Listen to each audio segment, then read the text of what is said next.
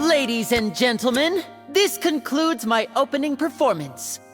Now, without further ado, we may proceed to the trial of our god. So this is what it is. Yes, you deserve praise for the effort you took to raise the dramatic stakes. Do not forget, however, that I am Focalor, the god of justice, the embodiment of justice itself. Does it not strike you as even the least bit absurd to bring the very concept of justice to trial? May I interpret these words as your refusal to stand trial? In that case, you will have the opportunity to defend your honor through a duel. You would draw your blade against a god? I see. It seems like you have made up your mind.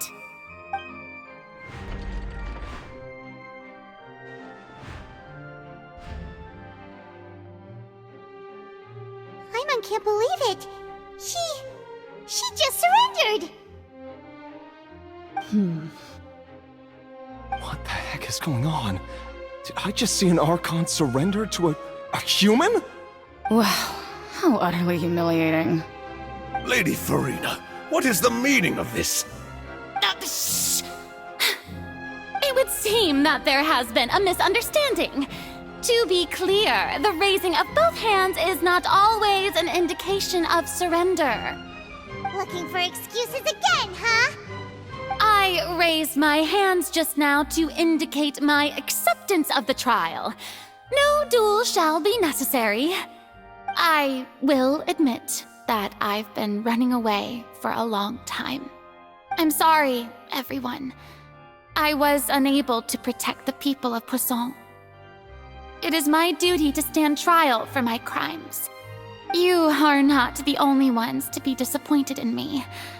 I, too, am exceedingly disappointed in myself. But now, it is time for the Hydro Archon to show you her courage and resolve. I, Farina, will use this trial to show the world the true meaning of justice! This time, I will protect you. Applaud and rejoice! One of the most outrageous and fantastical arcs known to the opera epiclese is now unfolding before your eyes.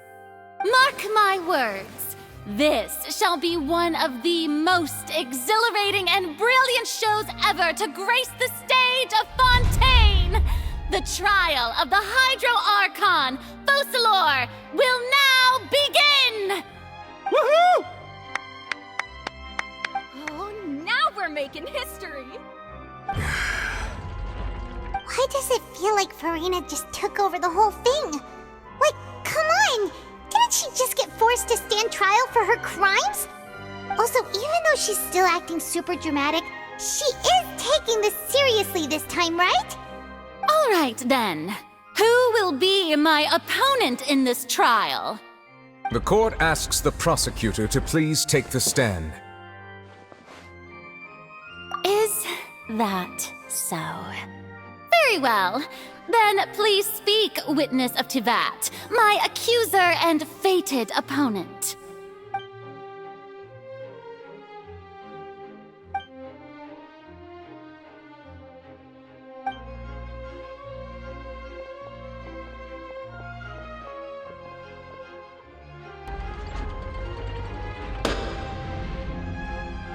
So, please allow me to ask, as a final question before the trial begins.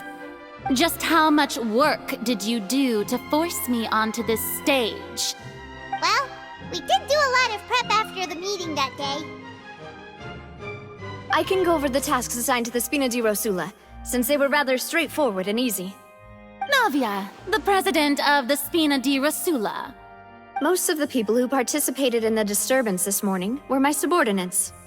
They changed into plain clothes and came to the Opera House as regular audience members, waiting for the perfect opportunity to incite insurrection against you. The people's resentment against their Archon has been building as more and more of the prophecy is fulfilled. A spark was all we needed to turn smoldering anger into a flame.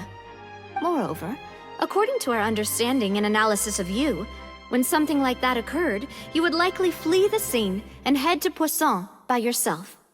So, we arranged for a second group to lie in wait there. So, you mean, the ones who scoured the settlement for me were also from the Spina?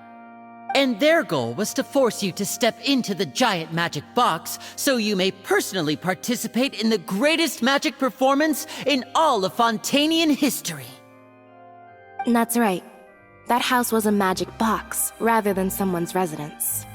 As the super ultimate version of the setup that I used when I first performed at the Opera Epiclese, the volume of the box was increased by a whole order of magnitude, and the distance it traversed was the entire gap between Poisson and Areneas. Its cargo, of course, was an Archon instead of a human. My thanks, Farina. Without your help, we could never have pulled off such an extraordinary performance. You're welcome? Of course, this performance was only made possible with Father's support. The House of the Hearth spent a massive amount of labor in Mora to pull this off. We had to select a location, construct the giant magic box, dig a tunnel, and open up a path through the water. It was a lot of work for all of us.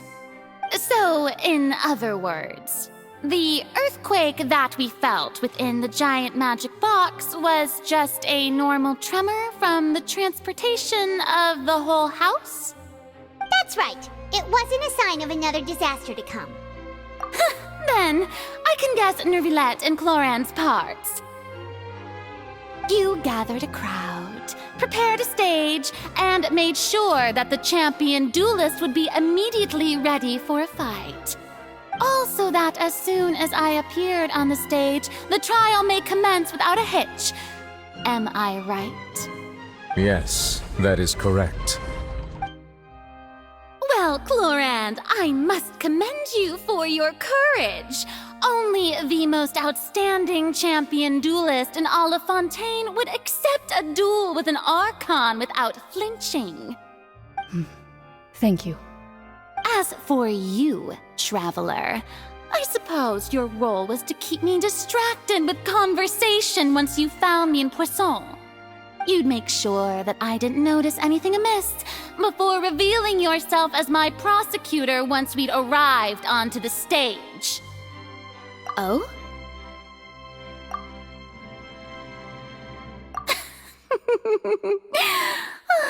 Is that so? Then I suppose I must have missed my final chance. It's fine. It matters not. What's done is done. The stage is already set, so there's no reason to disappoint the audience. Let's see this trial through to the very end.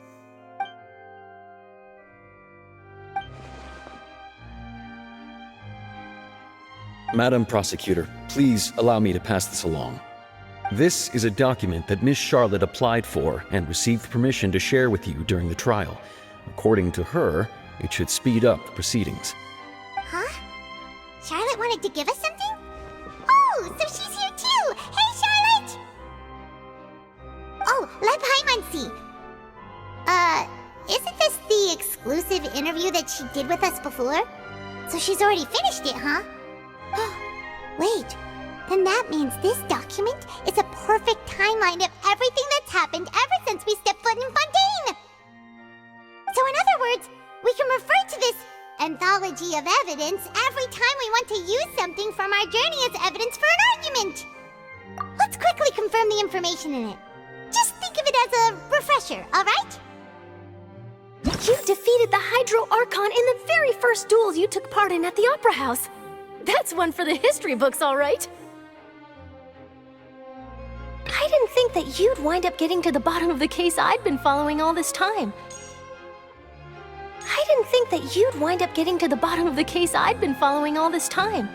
This is the first time Monsieur Neuvillette had a difference of opinion with the Oratrice.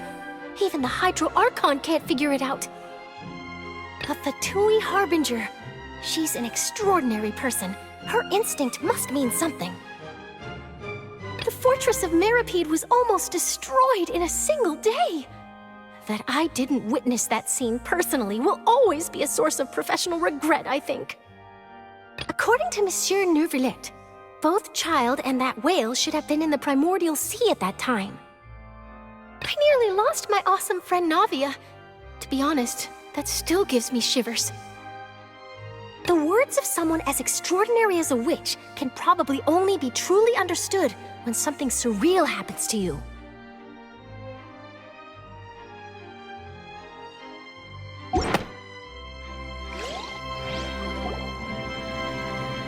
The prosecution and the defense are both in position. The trial shall now begin. Oh, come on, Neuvillette. There's no need to repeat all the unimportant legalese. Just fast forward to the part where the prosecution lays out my offenses. As the defendant and the lead actress of this performance, I still haven't even been informed of my supposed guilt in all of this. Of course, it is only natural for humans to struggle to understand the actions of a god. However, you will need more than that to convict me of a crime. That's true, but my charge here is unrelated to your conduct as an Archon. Instead, I would like to charge you as a fraud who's never been the Archon in the first place. Wait, what was that? Lady Farina's a fraud? Hey, I came here thinking that we were going to try the Hydro Archon for forsaking her duty, but did I hear that right? Charge accepted. Lady Farina, do you plead guilty to the charge?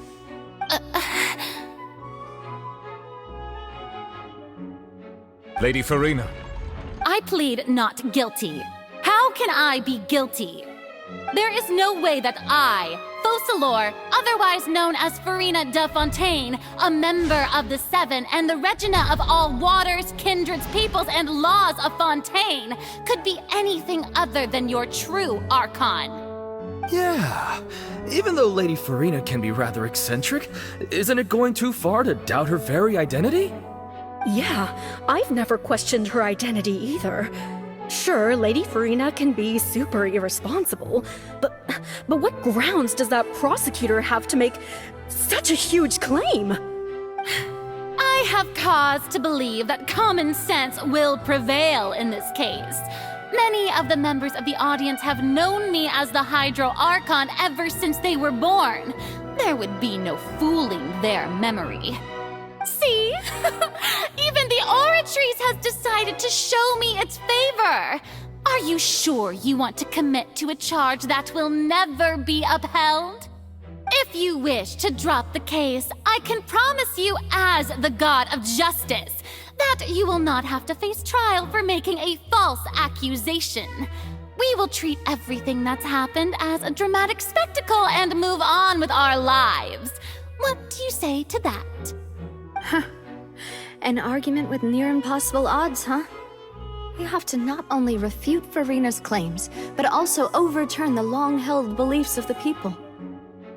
Well, I tried to give you the chance to surrender. If you must persist, then let me ask. If you believe I'm not the Archon, then what manner of being do you think I am? And if I was not the Archon, then how did I manage to live for over 500 years?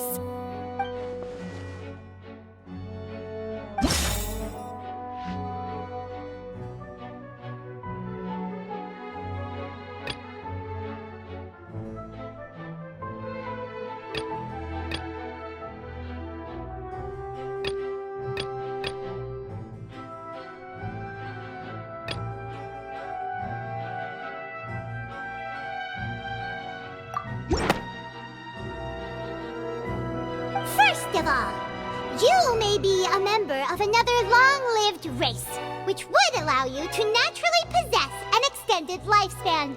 And second of all, even if that wasn't the case, there could be other ways to extend your life. Who gave you that idea? Was it the knave? You'd sink so low as to use a harbinger's words against me. A curse? I once thought it possible that the aura of an Archon might naturally resemble a type of curse. But in light of this claim, perhaps what I sensed was not your divinity, but a curse after all.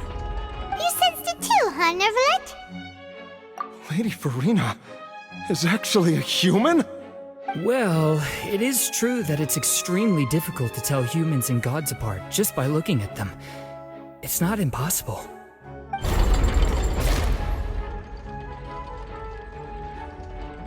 Well, don't start celebrating too early now. Even if I have been carrying a curse like you said, how does that prove that I am merely a human being? Besides, everyone knows that the main difference between a human and a god is the possession of authority. Gods can do what humans cannot. That's why they're worshipped as gods. For centuries, manifestations of my authority have served the nation of Fontaine. One need only to turn their eyes towards the Oratrice Mécanique d'Analyse Cardinal in this very opera house, or consider the indemnitium that is used in every aspect of life.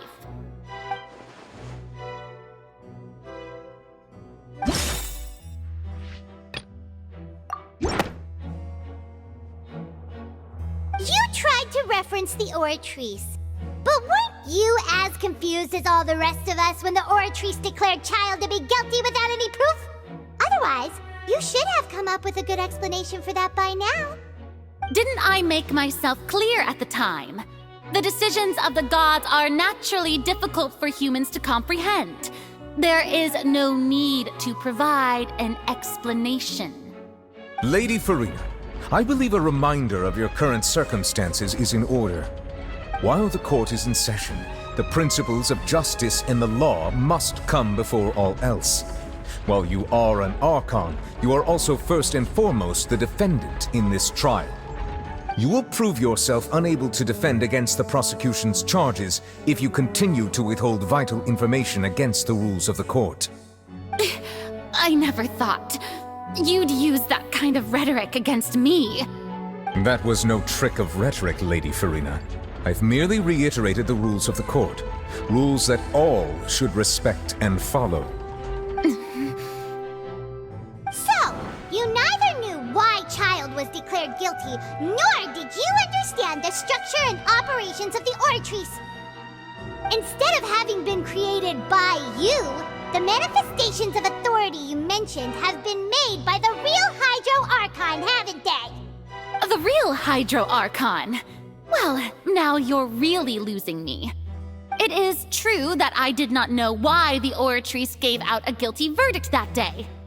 But the Oratrice handed out that verdict unilaterally, and it has been operating independently ever since it was first created.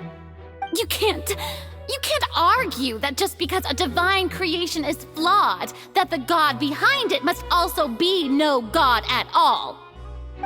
She's still throwing out all kinds of excuses. Seems like she's confident that we won't be able to produce proof that she has no power over the Oratrice. My power as an Archon. There are many ordinary citizens in the audience. How can I just carelessly demonstrate the formidable power of an Archon?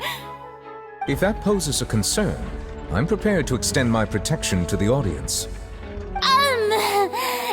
You don't need to go that far.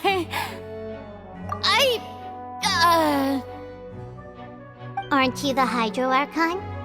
Or is it that you can't even wield the power of Hydro, much less the authority of a god? Indemnitium! Yes! It's all because of Indemnitium! All Archons derive their power from the faith of the people, and I've converted the people's faith in justice into Indemnitium! Thus did I give up all of my divine power to provide everyone with energy for their daily lives. Have you ever seen a more magnanimous god? Isn't that a huge stretch? Yeah, no matter how generous an Archon can be, how could they give up all their power? Can a god with no power even still be called a god? It seems like nobody's buying Farina's excuse. Hey, come now, everyone. Please don't stare at me as if I was a liar. I'm still the same Farina you knew, right? The one that you loved. Shouldn't you want to believe in me? Please? You've got to believe me. If what the prosecutor said is true, she really has committed a grave offense. Did she deceive all of us? And all of our parents and grandparents too? And all of our ancestors? Ever since they were born? Enough. That's enough. Tell me then, if I'm not the real Hydro Archon, then who is?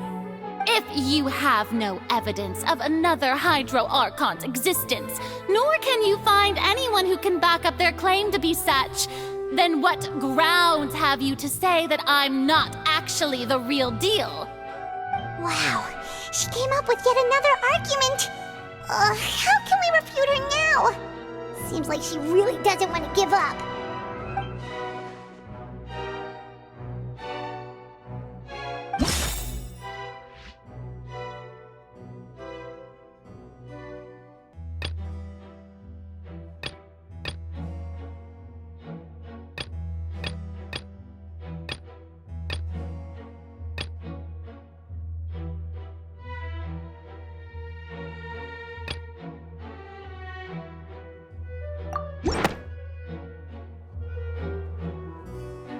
It has been established that all Fontanians can dissolve in water from the primordial sea.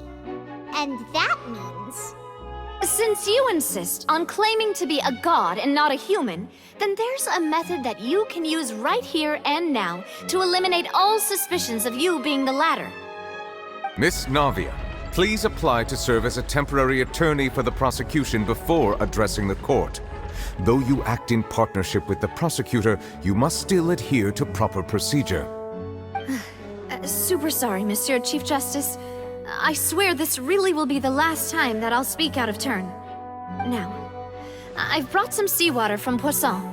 As everyone knows, a massive flood struck the area not long ago, taking many lives, including those of some of my closest friends. So, Miss Farina, would you dare to touch some of this seawater? If we are to believe that you are indeed the real Hydro Archon, touching this seawater would have no effect on you. All it should do is strengthen your case. But if you don't dare to touch it, then we would have basically proved the reverse. Oh, and I must remind you that after the disaster at Poisson, nobody wants to see any more people dissolve. I do hope you'll act prudently and choose the simpler path of admitting guilt. Navia from the Spina di Rasula. The Spina has governed Poisson for many years. I guess her suggestion is valid. If Lady Farina is indeed just a human, she's probably Fontanian like all the rest of us. Would she really dare to try?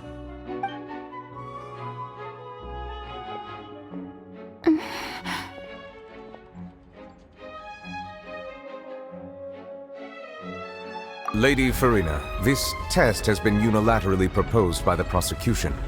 As it falls outside the realm of standard court proceedings, you possess the right to decline participation.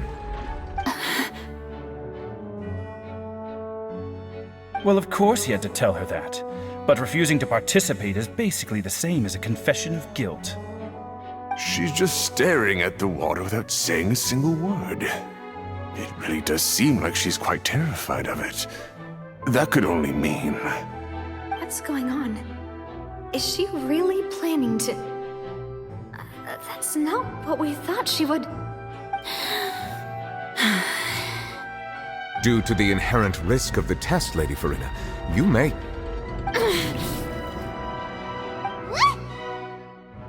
Hey!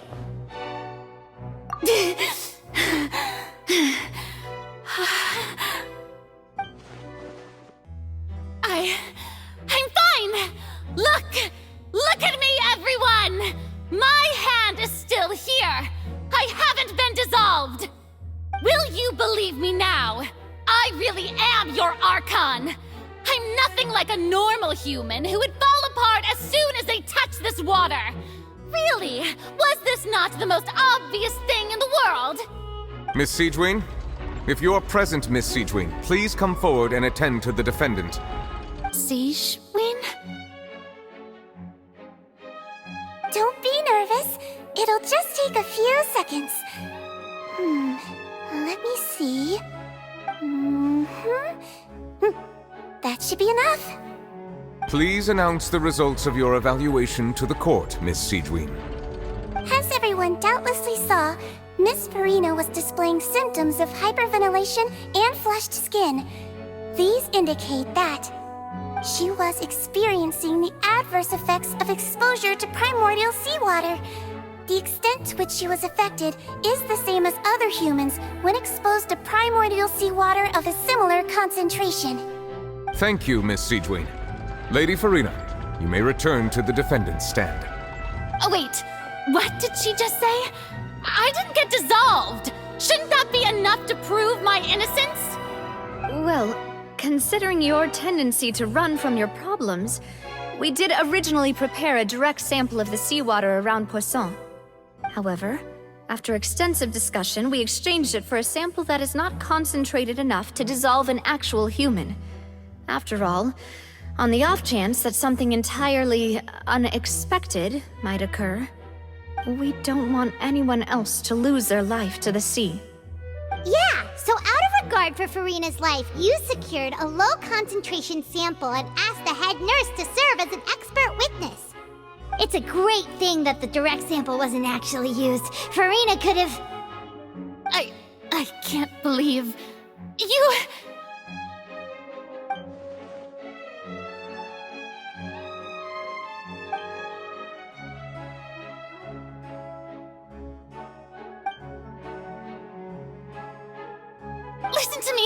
Listen to me, everyone! Please don't give me such cold and disdainful looks! What happened just now didn't prove a single thing! Think about it! How can you conclusively prove that an Archon can't also be affected by the primordial seawater? Also, if I was really just a human, why would I dare to just put my hand in that kind of water?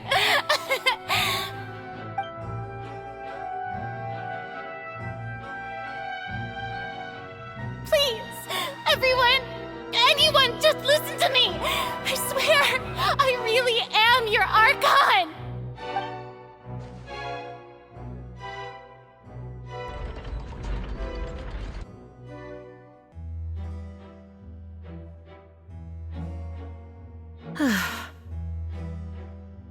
I don't think anything she says at this point will sway anyone. The odds are just too stacked against her now. With all the things that have been said, Paimon doesn't think there's any way left for Farina to win. I believe the time for arguments and presentation of evidence has come to an end. If there are no objections, we will move on to the final judgment.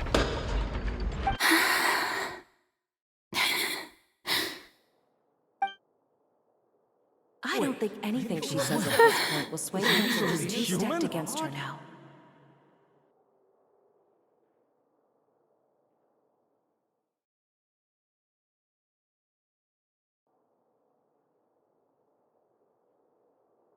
In my capacity as Chief Justice, I shall now render judgment on Farina's misrepresentation of herself as the Archon of Fontaine.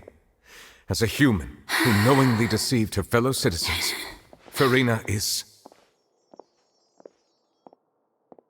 guilty.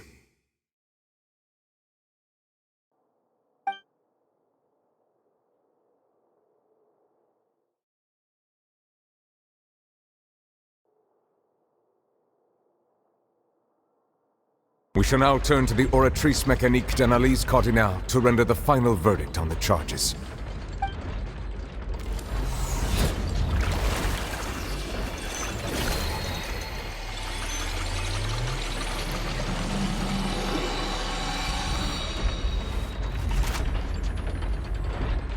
According to the judgment of the Oratrice Mécanique d'Analyse Cardinale, Farina is...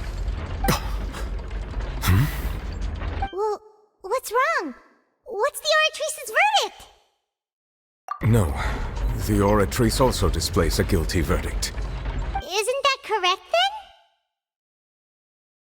then? However, the exact wording of the verdict is thus. The Hydro Archon, guilty, to be punished via the death sentence. The death sentence? That's actually one of the available sentences? I've always thought that it was just a myth. The one and only time the death sentence has been handed out at the court, and it's been given to the very person we've worshipped as the god of justice? What an unexpected twist. Furina's been sentenced to death by the Oratrice? We just wanted to use the trial to show her the seriousness of things so she'd tell us the truth. How did things escalate this quickly? This outcome is indeed quite strange. According to Fontaine's current definitions of justice, as well as its recommendations for criminal sentences, is this sentence really appropriate for the crimes that have been committed? Yeah! Even Fauché wasn't sentenced to death by the Oratrice. You know, the real evil mastermind behind the serial disappearances case. Indeed. Not only is Furina's sentence overly excessive, the very point of our trial today was also to prove that Furina has never been the Hydro Archon in the first place. But now, the Oratrice seems to have deliberately invoked the title of the Hydro Archon. What does this mean?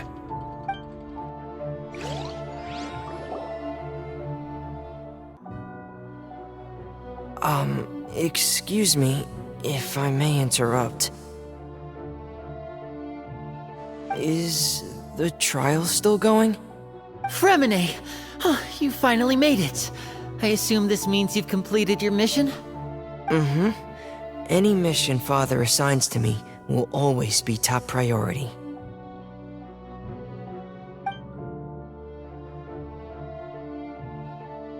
Is that the first prophecy slate? Huh. So the knave privately arranged for Fremine to try and find the missing slate. I looked everywhere and finally found it at the bottom of the sea. It took me a long time to get around some dangerous stretches of water.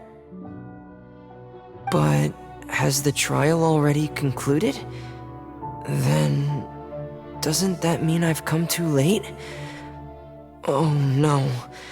Father will be disappointed in me. Thank you for your hard work, Mr. Fremine. Please allow me to review the record left on the slate.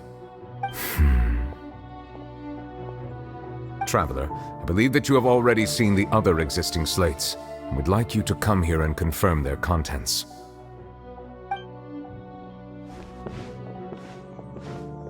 Huh? So what do you see? What is it?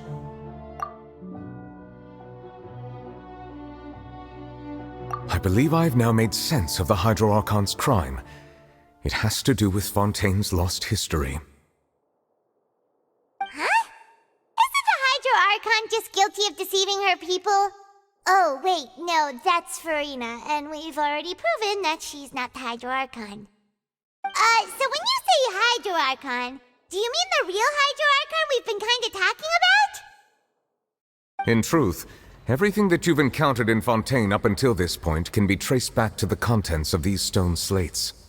However, I'm uncertain as to how much sense they currently make to you. Okay, let's try to recall the contents of the other 3 stone slates. Paimon will do her best to help you remember.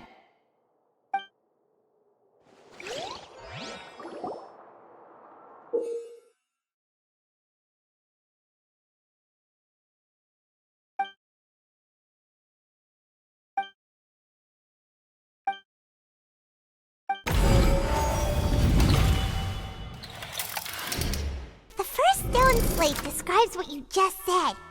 It seems to show the previous Hydro Archon using her divine power, and then the Oceanids turn into humans. Does that mean that Fontanians are transformed Oceanids? Oh, Paimon wasn't expecting that.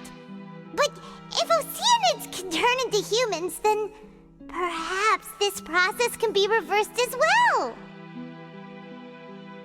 The second stone slate shows Celestia floating in the sky, and the Hydro Archon and her people worshipping it together. But the heavens still brought judgment down upon them. This must be the point when the Hydro Archon and the Fontanians were branded with their original sin. Does this mean that the original sin and the Hydro Archon sin are the same thing? The third slate shows the Hydro Archon sinking into the sea surrounded by many people. That reminds Paimon, didn't we also watch that happen to someone else?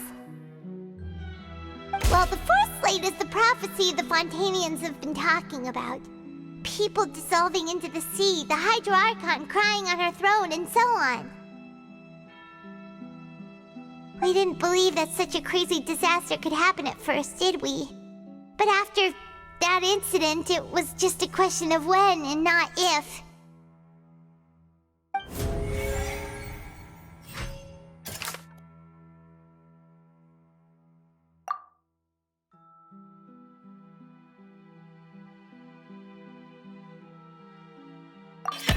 We know from the case of the serial disappearances of young women that Fontanians can be dissolved in primordial seawater. And the first stone slate tells us that long ago, the Hydro Archon used her power to turn Oceanids into humans.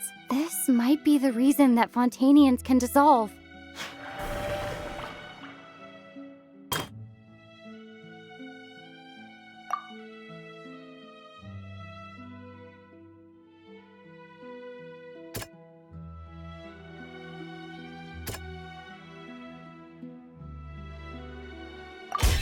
Perhaps what is about to take place has all happened before. The true sin of the Hydro Archon that Nervilette mentioned, and the original sin cast down on the people of Fontaine by Celestia as recorded on the stone slates.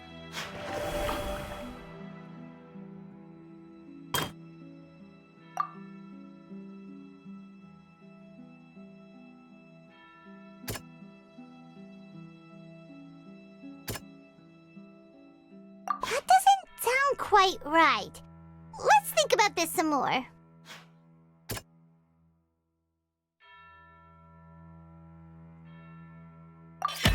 It's not as simple as falling into the sea. When Navia fell into the sea, her consciousness was subjected to judgment. The stone slates show the people gathered around the Hydro Archon in the sea.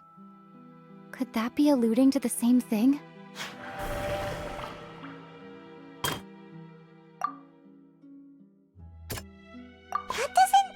Quite right. Let's think about this some more. The prophecy from the stone slates found its way into society, but not many people believed it at first. The fortress of Meropide was nearly flooded with primordial seawater, which we know can cause Fontanians to dissolve. It seems increasingly likely that the prophecy may come true. If we hadn't dealt with it in time, things could have gone very badly. They'll dissolve into the primordial sea but won't cease to exist. Their essence will flow in the seawater, converge, and take the form of an Oceanid. The Hydro Archon was sentenced to death in court, shocking everyone present. Perhaps this means that her sin was actually Fontaine's original sin. Navia fell into the water inside those ruins, and she nearly dissolved. She was surrounded by the people of Poisson in a court within her consciousness, and was forced to take part in a trial meant to make her stay. The eruption of the primordial sea at the fortress of Meropide was the surest sign that the prophecy was about to come to pass no matter what. The prophecy's contents can all be verified by recent events. If we combine what we know together, loads of truths should come to light.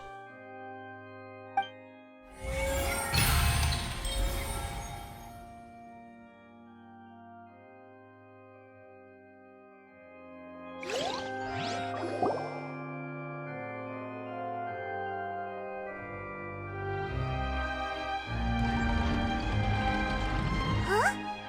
Oh, Paimon gets it now! So that's how you can make sense parts of it. But then it feels like we're going to have to share some truly shocking revelations. Let's hear them. Incredible. Linny, did you hear that? We're not real humans.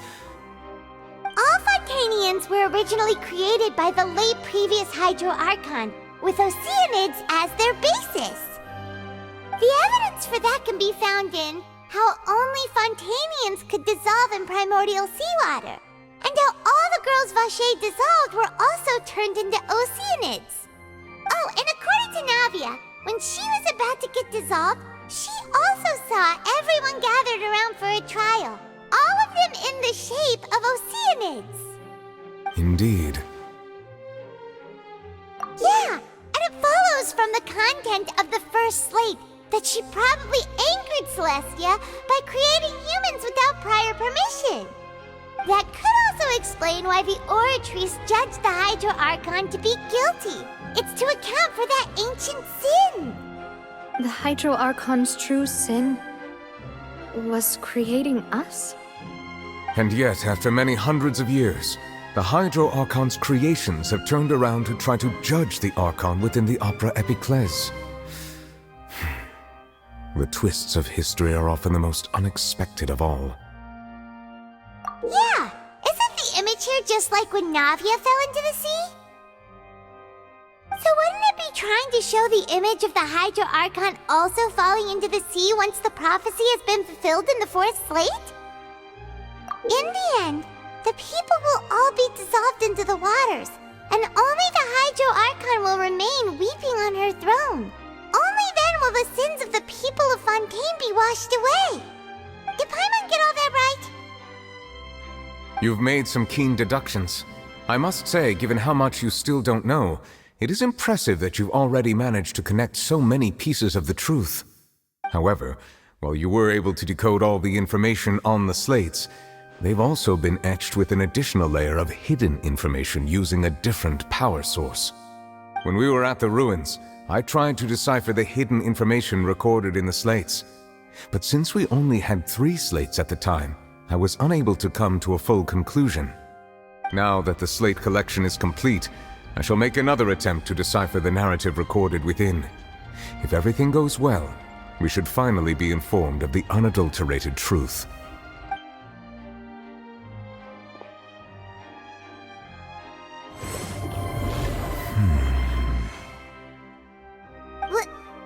Well? Did you get it? I believe I should share this truth not only with you, but with all the people of Fontaine as well. I will try to briefly summarize it for you. Your hypotheses regarding the origin of Fontanians and the sin of the Hydro Archon were both correct. In the Fontaine of old, the previous Hydro Archon sensed the yearning of her Oceanid familiars for life on land.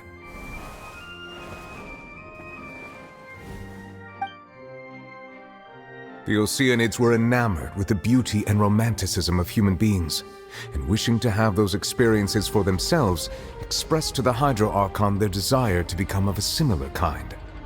However, even though water as an element is intricately linked with the power of life, the Hydro Archon, as one of the 7, did not possess the authority to create a new form of human life. Not one to give in, she eventually found a way to create permanent humanoid bodies for her familiars by appropriating the power of this planet's primordial sea. She poured primordial seawater into the Oceanids' blood vessels, creating humanoid mimics in the process. But if Fontanians were to ever come into direct contact with water from the primordial sea, the power within their bodies would escape these artificial restraints and return to the sea. As a result, their forms would collapse, and they would be reverted to their original forms as Oceanids. Of course, the Hydro Archon never received permission from the heavenly principles to create a new human race. And thus, the Hydro Archon and all of her creations came to shoulder the original sin of appropriating the power of the primordial sea. That is the true history of how the people of Fontaine first came into being. So you... We were all Oceanids before we turned into human beings? That's way too much information for me. I think I'm just going to pretend that I never heard a single thing. Wait, but if that's the truth, we can't let the Hydro Archon be sentenced to death. After all, her only sin was creating us. This really might be too much information for your regular Fontanian, but it does answer a lot of our questions. Alas, your hypothesis regarding the third and fourth stone slates was inaccurate. The slates' respective positions are, in fact, correct. A key point of the visual on the third slate is how all the individuals depicted in the water are humans rather than Oceanids. They have not been dissolved, which implies that the water depicted in this slate is not water from the primordial sea. The nation of Fontaine is the nation of Hydro, as well as the nation of Trials and Justice. Instead of being the literal element, the water in the scene symbolizes judgment and justice. You may also recall Navia's experience.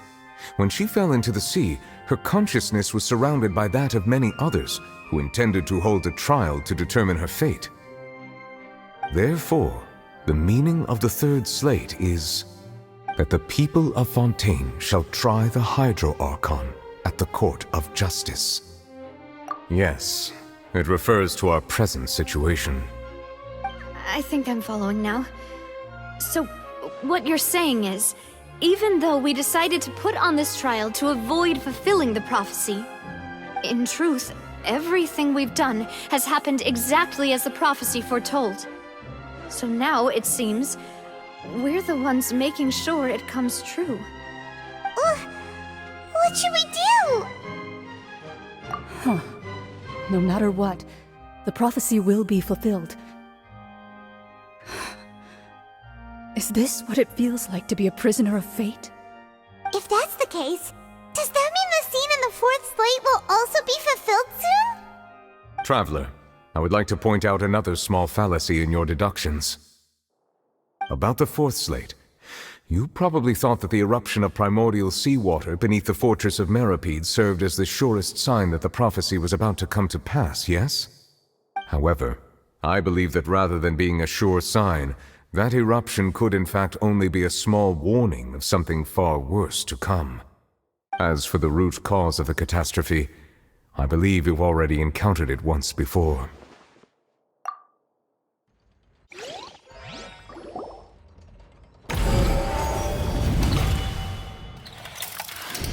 This eruption was just a small warning of the things to come.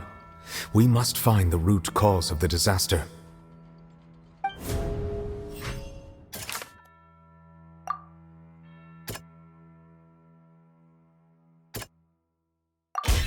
It was both dream and reality.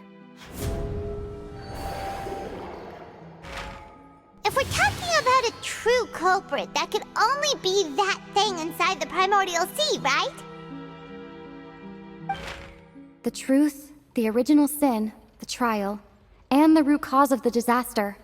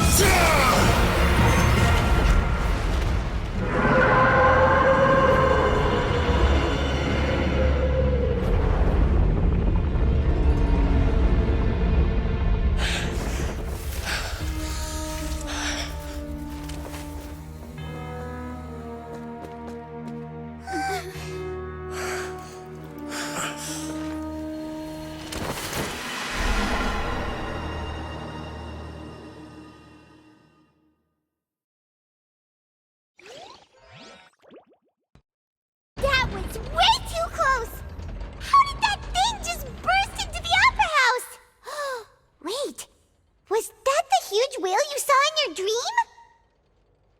So we've met it at last. I understand very well why it has chosen to make an appearance here. That whale does not belong to Teyvat. It is a monster that has traversed the stars, weeping all the while. It has been greedily consuming the energy from the planet's primordial sea, using it to grow. That is the main cause for the rising sea levels. And once it has finished consuming all of the energy contained within the sea, its next step will be... You said that when the Hydro Archon first created Fontanians out of Oceanids, she filled their blood vessels with primordial seawater. Precisely. That whale finds the blood of Fontanians nigh impossible to resist. Therefore, when it left the primordial sea, it decided to make its next stop a packed opera house full of food. Food in the form of Fontanians. We just barely managed to push it back, right? In that case, won't it come back to target the people again once it's managed to recover its strength? That is correct. Indeed, it is more accurate to say that we should thank that Harbinger for buying us some time. Without him, the whale would have likely come onto land far sooner.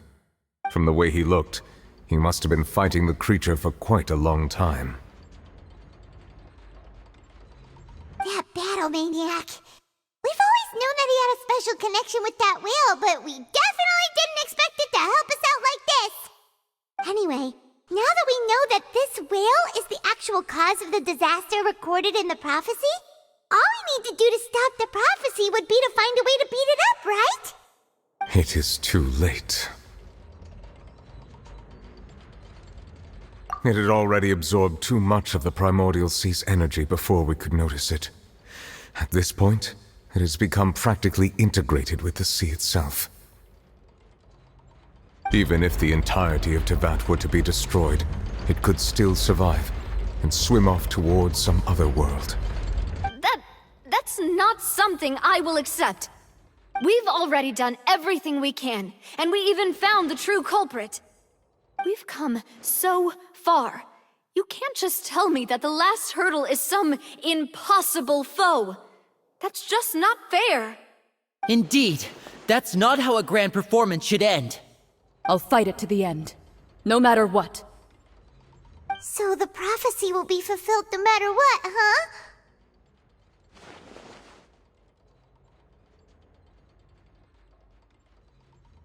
The prophecy. Yes, what has been prophesied will be fulfilled. You may view such things as the history of the future.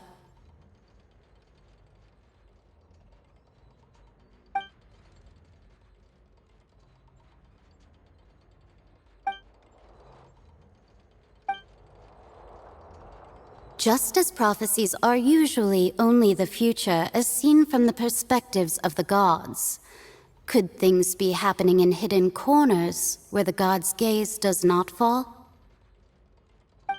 Ultimately, fate shall serve as your only guide, no matter what will happen in Teyvat's future. All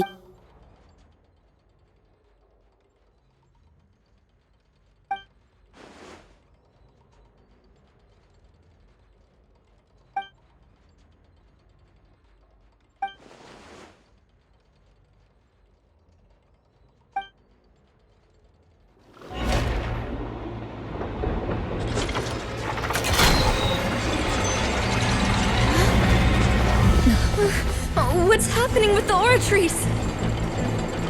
I believe it is preparing to carry out the death sentence.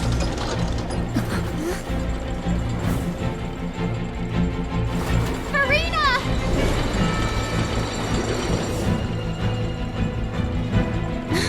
No, I still need answers.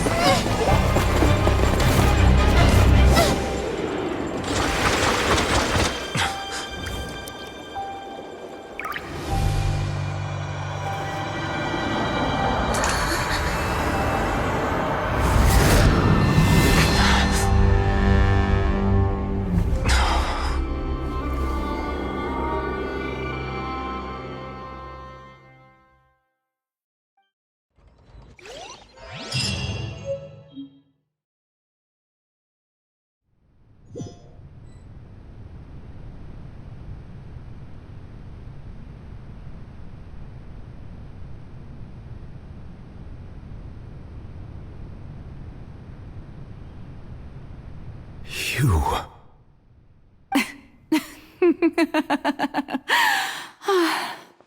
Sorry. That shocked expression on your face is just too amusing. I couldn't help myself. You are not Farina. Who are you? The sweet sound of bewilderment. Marvelous. A sure sign that my attempt to deceive everyone was a resounding success.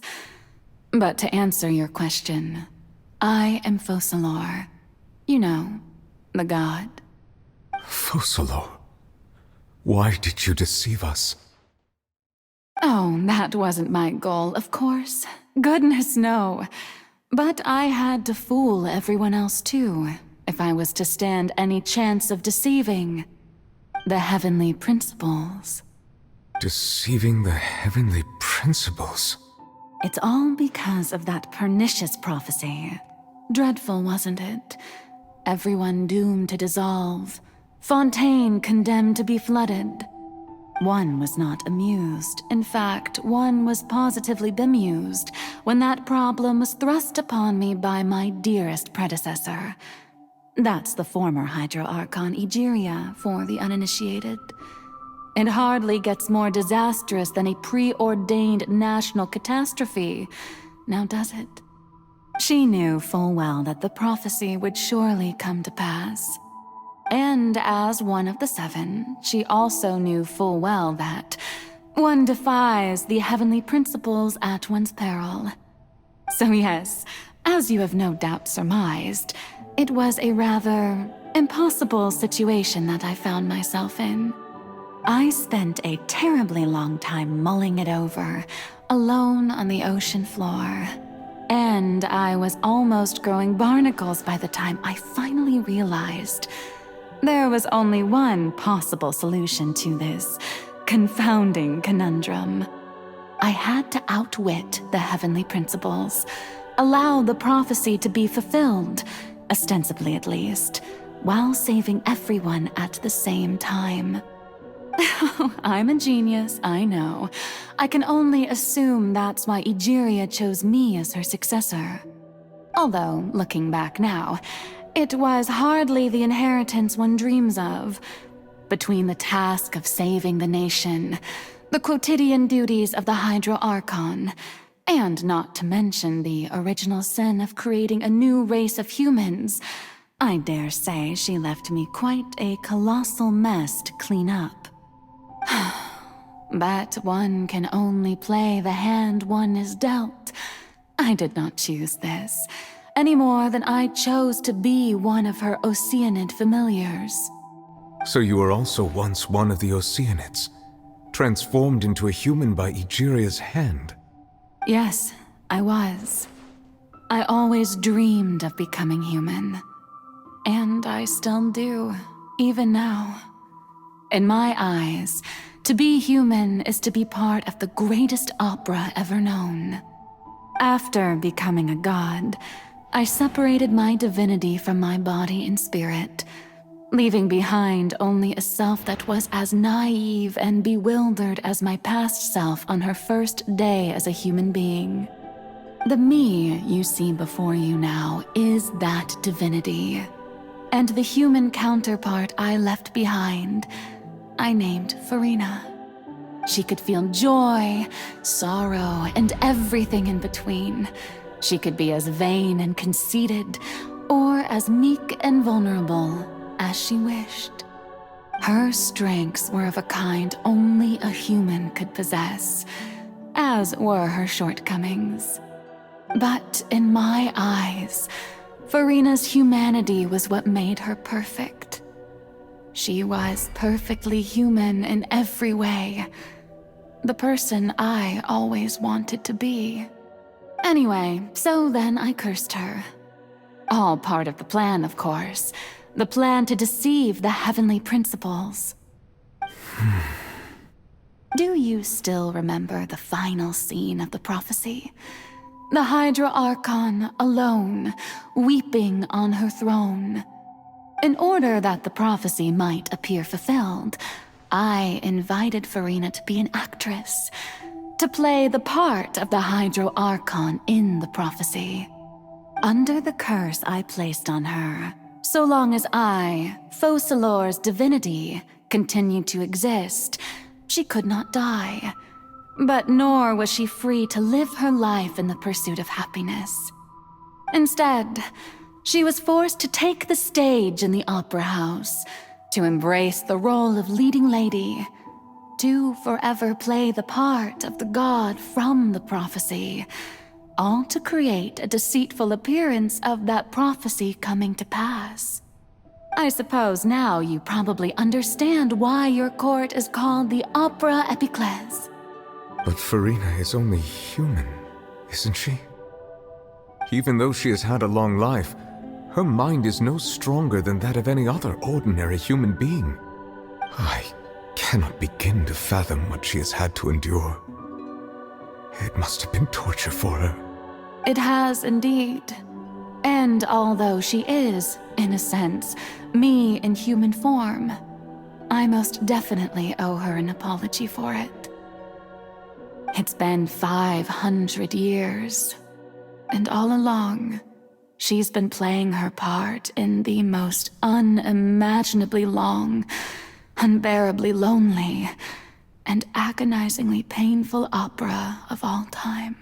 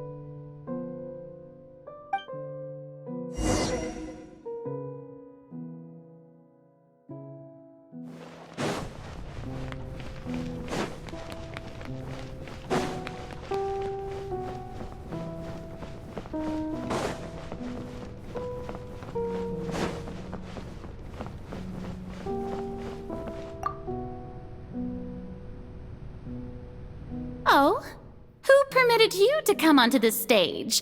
Now, I understand your admiration for my august self, but I must ask you to keep to the rules.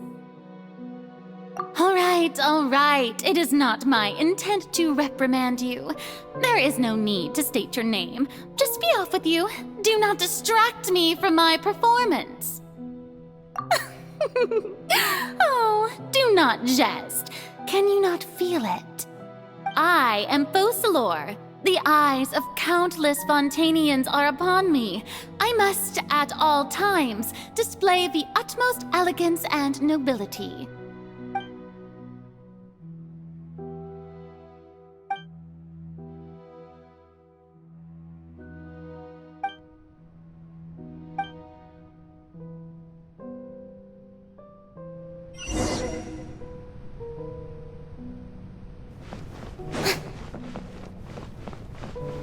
Dear audience, the performance is experiencing a technical difficulty, but worry not. The guards shall resolve it soon enough.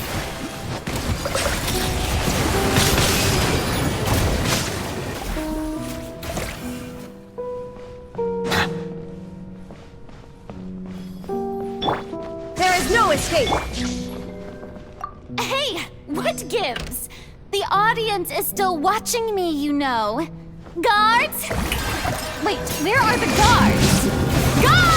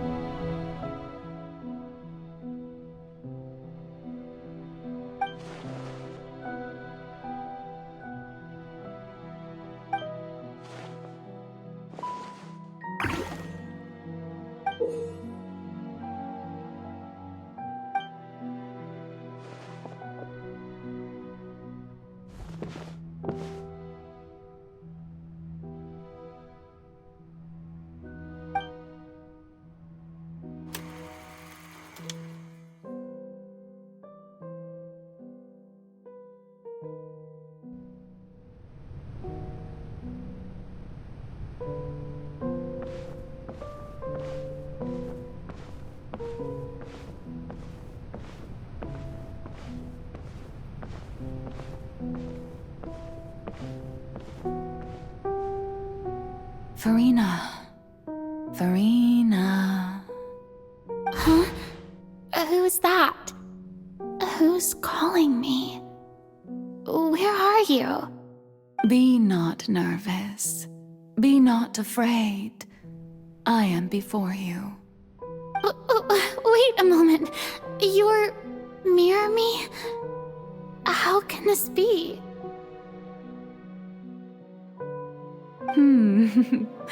Mirror you, huh? You know what? That's not bad. Let's go with that. Mirror me? What do you wish to say? The prophecy. Have you heard of it? What prophecy? Wait. I know. I think. I don't know why, but it's in my head somehow. The people will all be dissolved into the waters, and only the Hydro Archon will remain, weeping on her throne. Only then will the sins of the people of Fontaine be washed away. Oh, very good. You know it well. What's going on? I can't seem to remember anything clearly. The only thing I know for sure is this prophecy. Will it really come to pass? Yes, it will. And that is why I've come to you. Disaster will come to Fontaine sooner or later. Things will develop just as the prophecy declared. There is no escaping it. But doesn't that mean everyone will die? I'm a Fontainian just like them. Will I dissolve too? Oh, don't worry. Magical meetings exist in this world precisely to give people a chance to turn things around. It is the reason why you met me today. I will tell you how to save everyone, but you may have to suffer somewhat. Oh, so there's still hope after all. Goodness, you frightened me. You spoke so much and with so much certainty. As for the suffering, well, I will admit that the first thing that came to mind was, why do I have to be the one to suffer? But if the prophecy will come true, I'll also die anyway, right? So if I've already met you as my magical meeting in this world, if there were scales, with all the people of Fontaine on one side and my pain on the other, is it not obvious where the scales should tilt? You truly are the perfect human, my ideal. I suppose this would also be the justice that belongs to you. Huh? Don't worry, it's nothing. Listen well. Fontaine has just lost its Hydro Archon. I need you to play a role, that of the new Archon. Play as a god? That's right. You must begin a never-ending masquerade. You must never let anyone suspect your identity. If you can keep it up, then I shall have my way of defying this prophecy. But should your identity be revealed, then all hope will be lost. But how will I do this? A human assuming the role of a god without being exposed. Don't worry. What you must do is not to turn yourself into a real god. You simply need to play the role of a god as humans imagine them to be.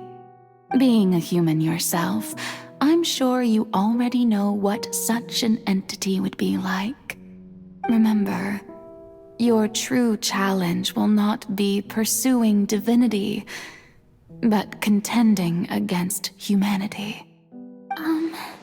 I'm still not sure I understand, but I'll try. I'll try to do this. So, how long am I going to have to play this role? To accomplish this mission, you will have to stay on the stage for many, many years. You will endure and not grow old until your task ends. But I promise you, all will eventually end in a magnificent and dramatic trial, and everyone will be saved.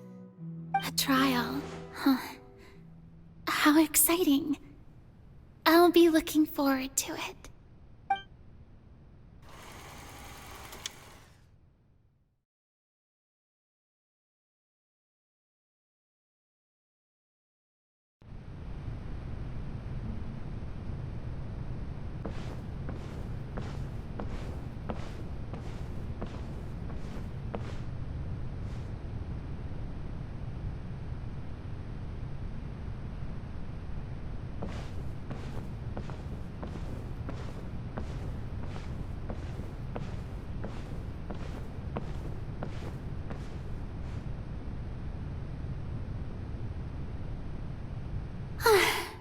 The Maison Cardinalise has announced my accession, but this is my first time facing the people.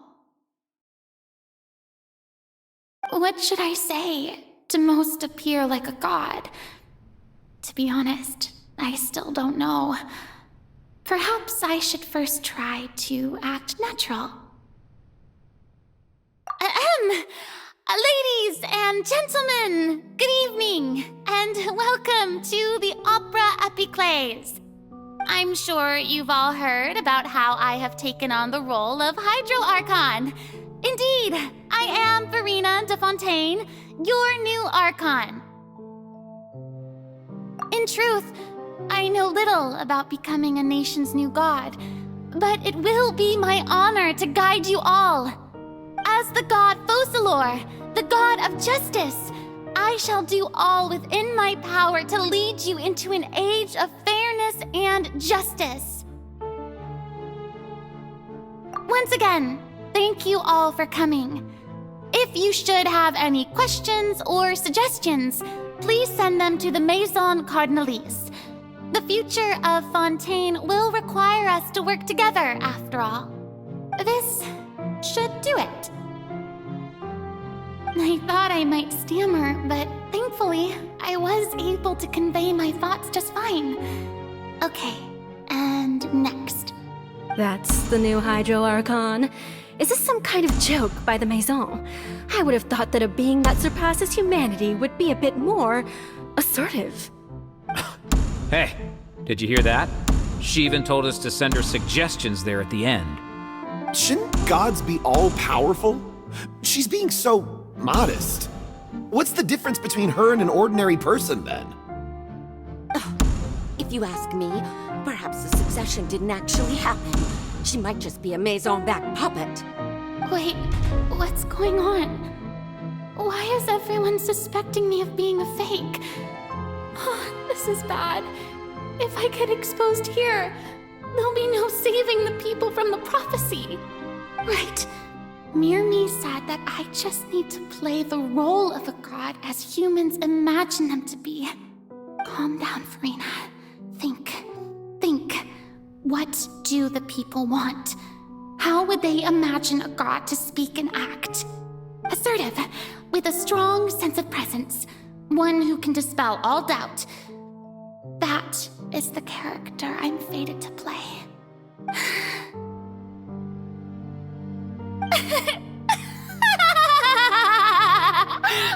Oh, very good, my people. Only ones such as you are deserving of my rule. Now, I was wondering if some weak puppet were to one day come onto the stage and claim ownership of this opera house, would the children of Fontaine follow them? Well, it seems that you would all see right through them. Having passed my test, you are qualified to witness wondrous trials alongside my august self, here in this opera house. You may consider my previous act a door gift of sorts. I thought it was a debut that suited the atmosphere. Now then, let us be reintroduced. Ah, so that was just a performance. How could I have forgotten that we were inside an opera house? Her personality. It's quite shocking, to be honest, but I suppose it's a better look than before. Such a fascinating and bold deity. How wonderful! Our future may yet be bright after all. It seems I've turned them around. Best follow this flow and restart my accession speech.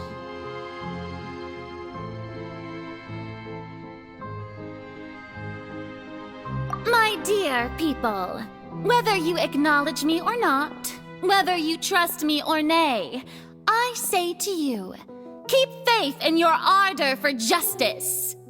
We have heard it said that this nation's sins can no longer be washed away. Well, I say that justice is most fragrant when it blooms amid sin. The scales of justice should not weigh heavy in the hands of its God. On one side, it must carry fairness and justice. And on the other, praise and applause. May law be the prayer on our lips. May judgment be our worship. Let us light the fires and drink to the future of Fontaine! There is no trouble in this world that justice cannot solve. All that is needed is for you, my people, to believe in it, heart and soul. So long as I, the Archon Focalor, stand within the Opera Epiclese, so long as I stand before the Oratrice, I shall even judge the gods of this world!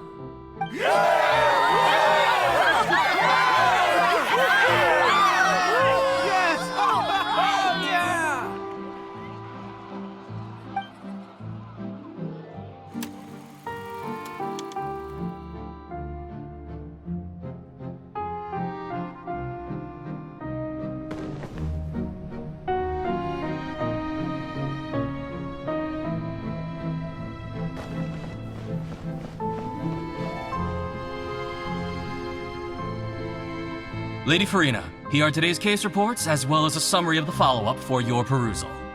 Come now, was I not just at the Opera House in person? Leave these kinds of things to Neuvillette. Besides, none of these trials were the one that I'm looking forward to the most. If I may be so impertinent, what kind of trial are you truly looking forward to? A magnificent, dramatic, and wondrous trial. A trial to end all things. How could you hope to understand? That's true. I fear I lack the ability to grasp your divine thought, Lady Archon. No need for fright, and do not take what I said before too seriously. Go now, do your duties. The trial I await. It will come one day.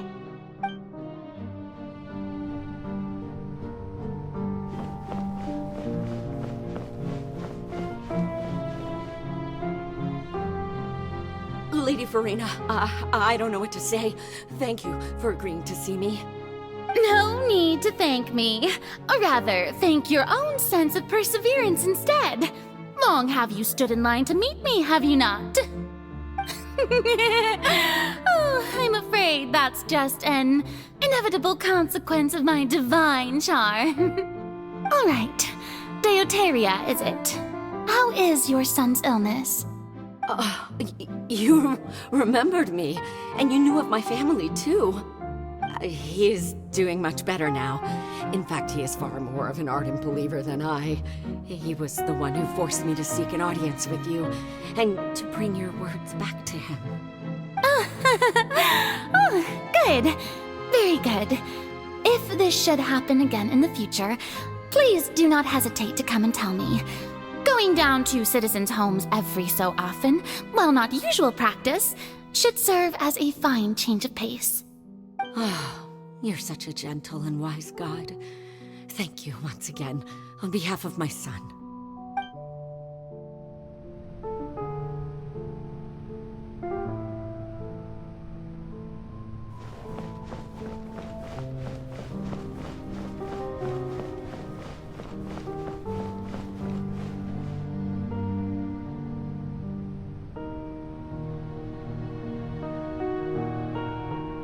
Lady Farina, here are the latest hydrological reports.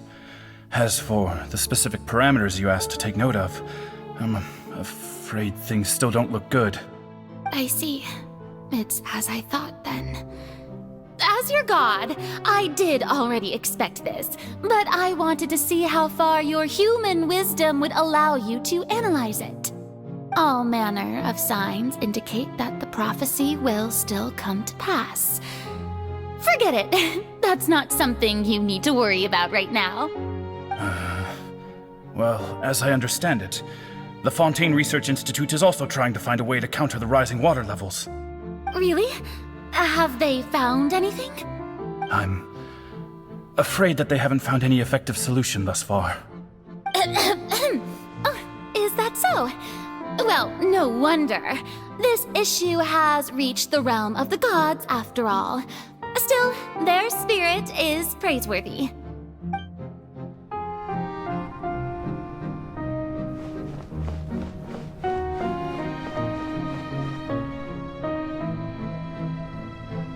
The day is finally over. I haven't had a moment to breathe this whole time. But it's good to see that everything's getting on track. There are no longer any voices of suspicion. Maybe this is fine.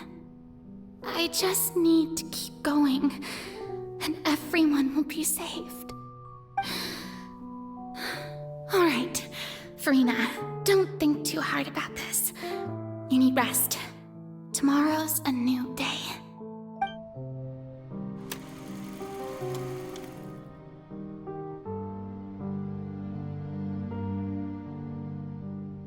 Lady Farina, here are the new trial reports for the latest cases, as well as a summary of the follow-up. There'll be no need for that. I've seen them already. There's no need to go back over scenes I've witnessed in person before. Lady Farina, I've waited so long for this chance to see you in this manner. Indeed, my dear, loyal citizen. This joyous moment is an honor for us both.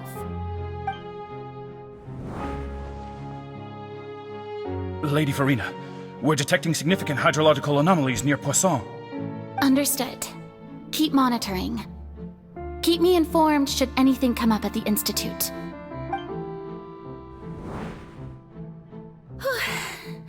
I don't think I let anything slip today. I must show the people that there is nothing to worry about. I just don't know when these days will end. I feel utterly exhausted. Best to rest early today, too.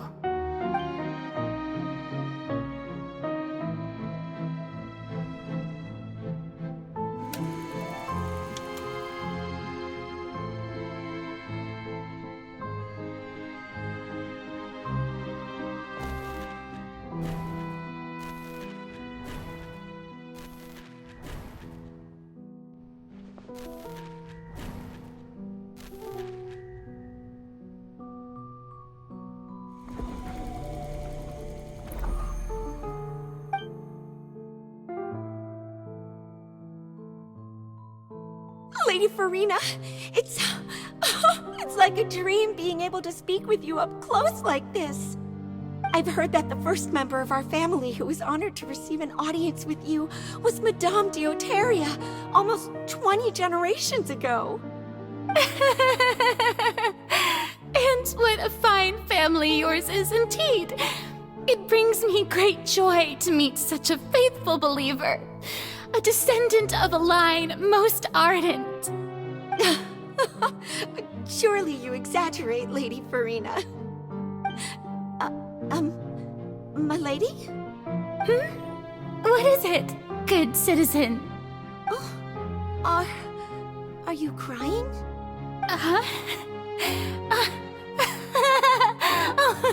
Really now? I didn't even notice. This must be the overflow of hydro from my person. Well, can't quite help being the god whose dominion is the waters, can I? No wonder. No wonder. A manifestation of your power, then. Oh, Archon, I am honored to have witnessed it. Honored indeed.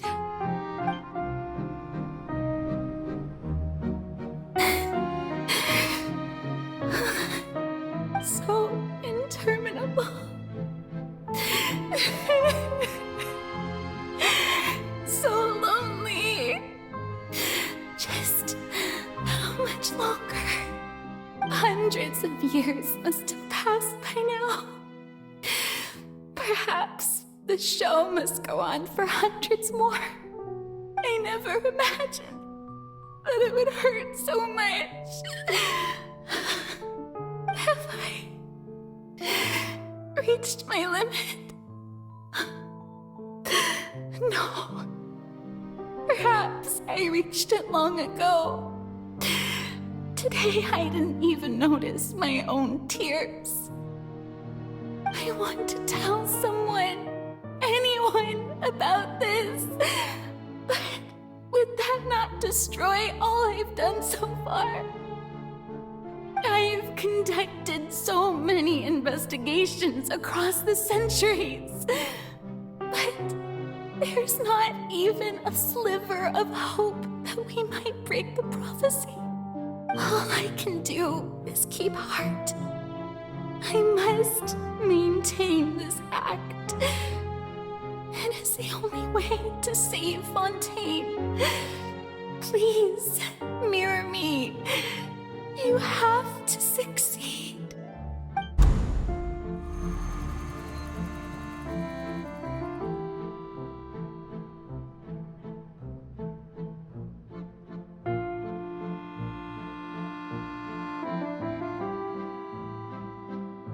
Farina, you don't have to shoulder this burden alone.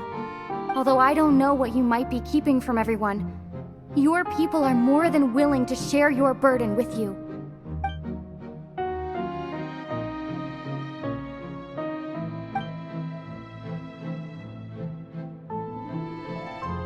Share my burden. That's impossible. It was fated right from the start that this would be my duty alone. But even if your burden doesn't need to be shared, you can still choose to confide in someone. Just share it with me. I'm what you'd call a witness. A witness? Yes, I've heard that you came to Tevat from beyond the stars, yes. In other words, you never belonged here. And if Tevat is, in its entirety, a show on a stage, then you're just a spectator, aren't you? If that's the case... She's right. I could confide in her, couldn't I? But if things don't play out as expected, the people of Fontaine will be the ones to pay the price. No, Farina. You shouldn't be selfish. But what if it's really all right? Farina, you've worked so hard for so long. Surely it would be okay to put yourself first for once. Just this once. Is it such an outrageous thing to do anyway? To find someone in whom you can confide your frustrations and sorrows? Surely it could not hurt. If you let this opportunity slip through your fingers, it might never come by again. Think about it long and hard.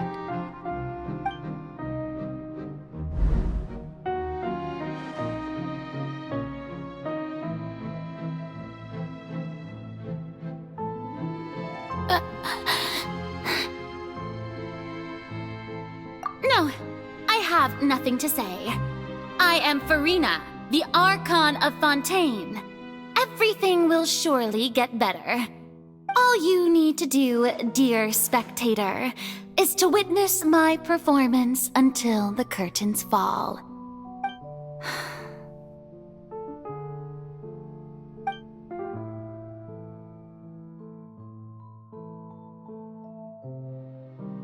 Fine.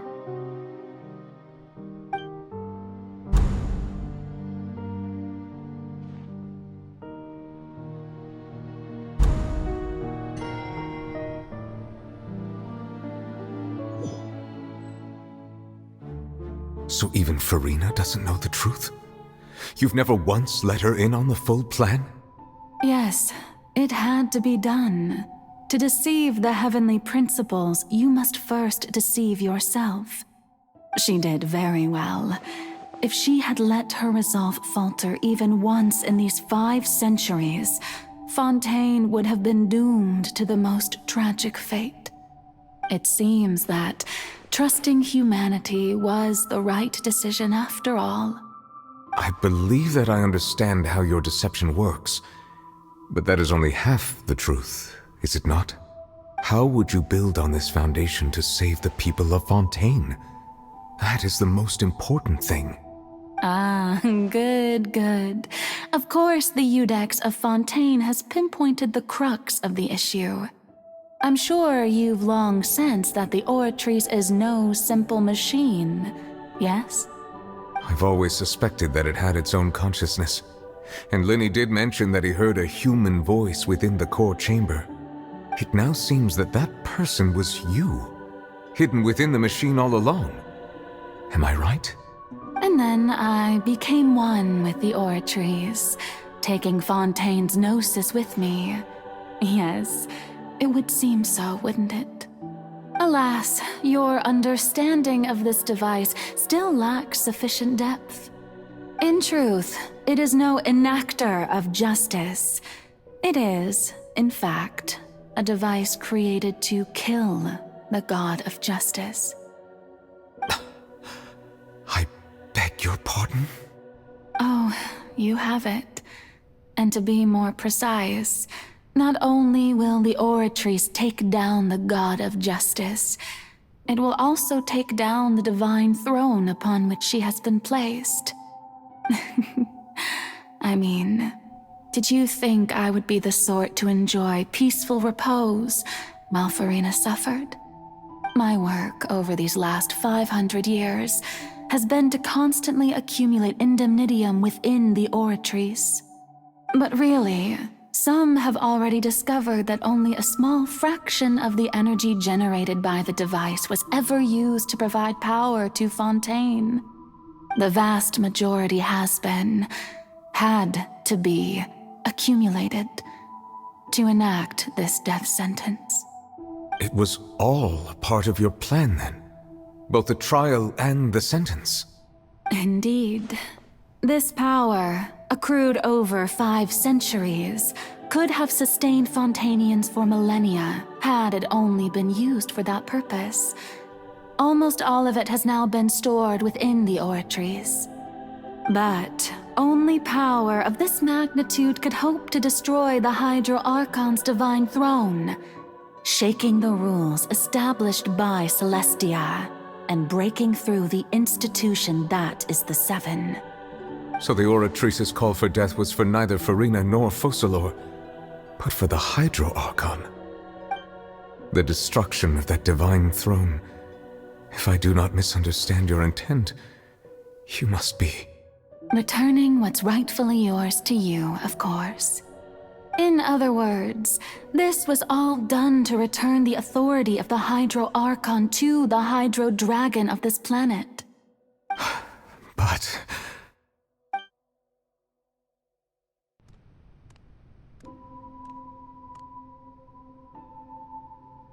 Oh, what? Getting sad again, are we? The authority of the ancient dragons shall soon be yours once more, O Hydro Dragon Sovereign. And this is the face you make. all you've done throughout the years is just so you can sacrifice yourself at the very end. I've never quite seen it that way, you know. Even now, I'm quite pleased at how well my deception worked.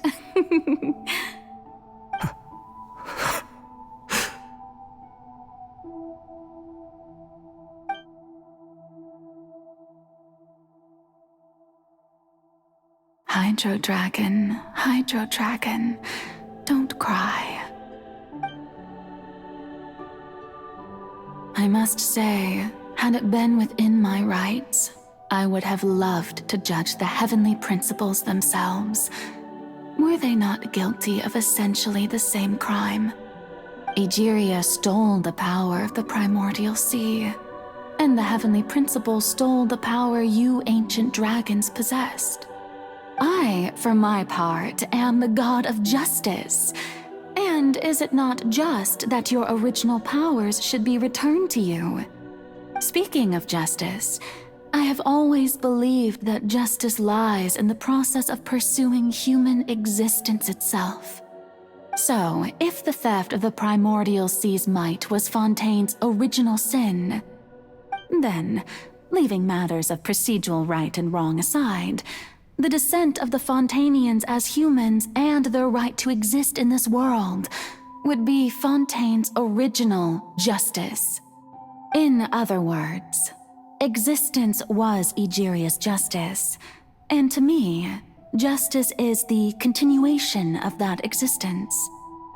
Defying the prophecy and ensuring that Fontaine's people shall live on, that should be the justice enthroned over all others.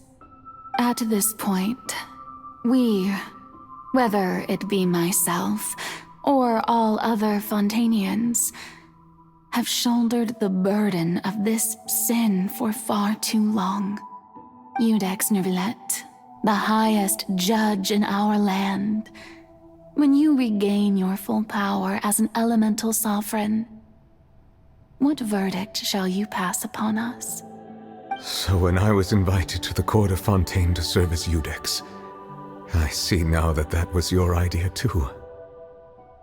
At last, I now understand the true purpose behind this position. In the beginning, I was uninterested in human existence. But these 5 centuries of living alongside them have gradually brought about mutual understanding between us. And I have even attempted to feel as they feel. You are a devious one, Focalors. Things being as they are, surely you know that I could never declare them to be guilty.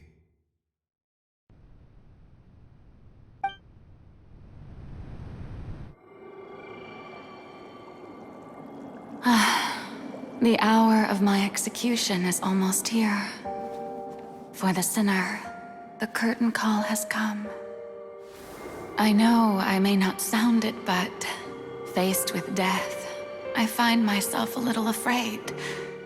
Perhaps this is one thing both gods and humans have in common.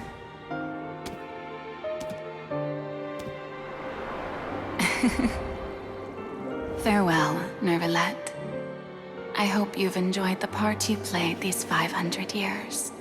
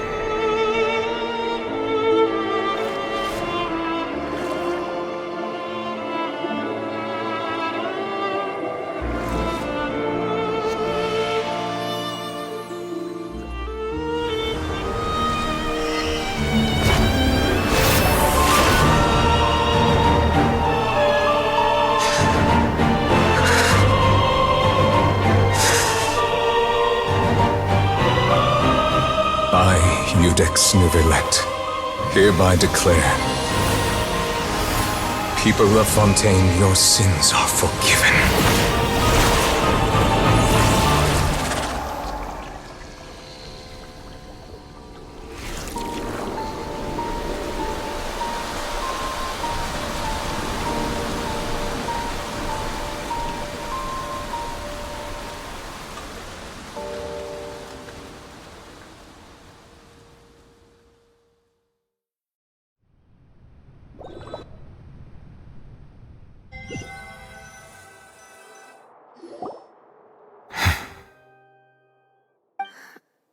What just happened? Has the death sentence been carried out? Was that bright light some sort of misdirection? I have a feeling that something huge just happened. But since we're all still alive and haven't been dissolved, I assume whatever happened was good for us. It's time to end this. We must mete out punishment to that beast.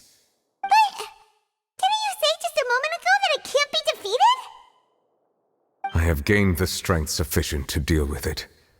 Through certain means, I now have the ability to separate the power of the Primordial Sea from that creature. We should seize the opportunity to pursue our quarry. Traveler, now that the oratories can no longer function, I require an executor to help me mete out justice. The root of the calamities befalling Fontaine, the beast that enacts the prophecy, its name is the all-devouring narwhal. Come with me, traveler. The hour of execution has come.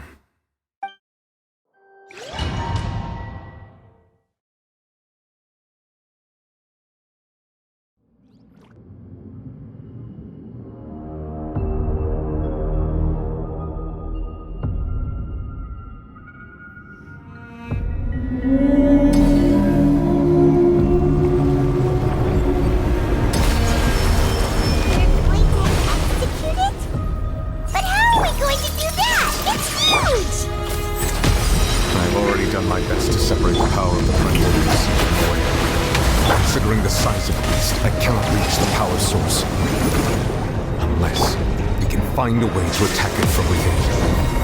I shall share a part of the ancient plan. We shall look for a goal together. I can feel its sorrow turning into hostility.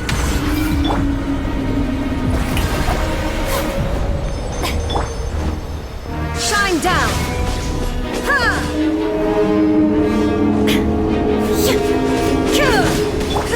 Bow your head.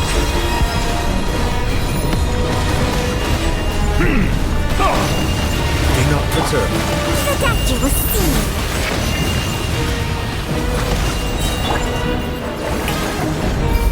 The all-devouring narwhal cannot resist its instinct to devour. Continue to trigger its hostility. Chance will present itself.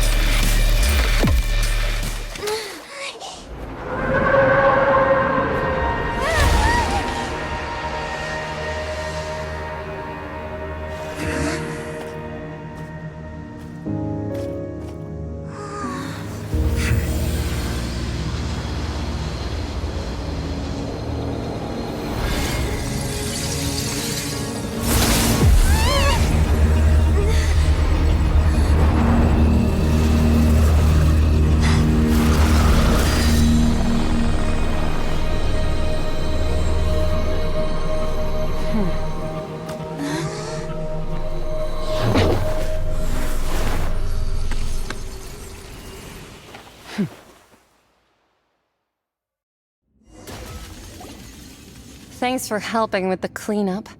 It should have been my job, but... oh well. It was just supposed to be a short private training session for me.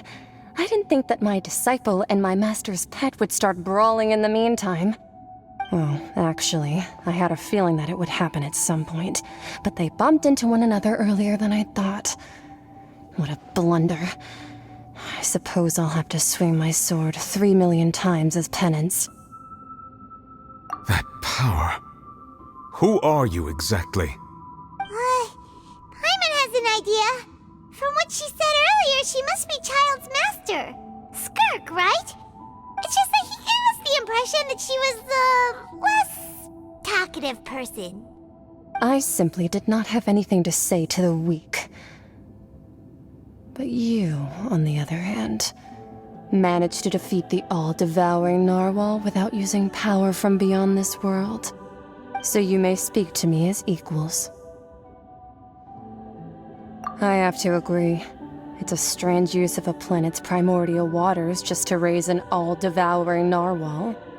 That kind of power is wasted on it. It's not cooperative. It eats too much. And I have more important things to do with my time than pet sitting. The only thing that creature has going for it is its looks. All in all, it fails as a pet.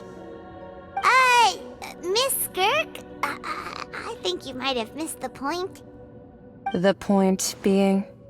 Well, being that this pet almost destroyed an entire nation.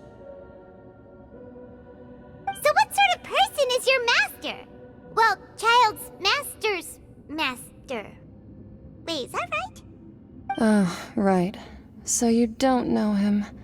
Sorry, I assumed you did. His name is Sertologi. Huh? I am unfamiliar with that name. Huh. So Master isn't sufficiently famous. How should I describe him then? Have you heard of the name The Fowl? The Fowl? Still nothing? Well, how about the Visionary? Vetterfulnir, then? Or Gold Rhine-Daughter? Ooh, that one we've heard! Rhine-Daughter's part of the Hexen Circle. She's Albedo's mom, right?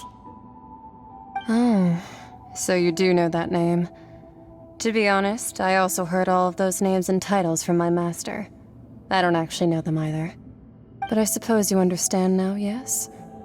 My master is likely a similar sort to Rhine-Daughter. They are both pursuing some form of perfection.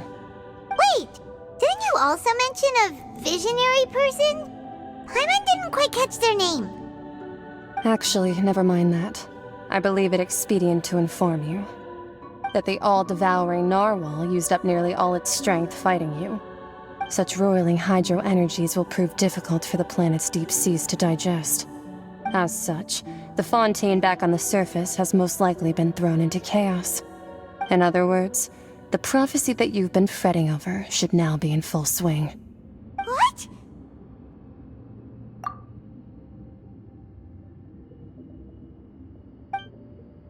Not to worry.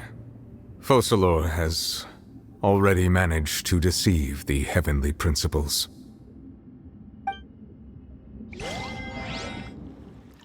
In the end, the people will all be dissolved into the waters, and only Farina will remain, weeping on her throne.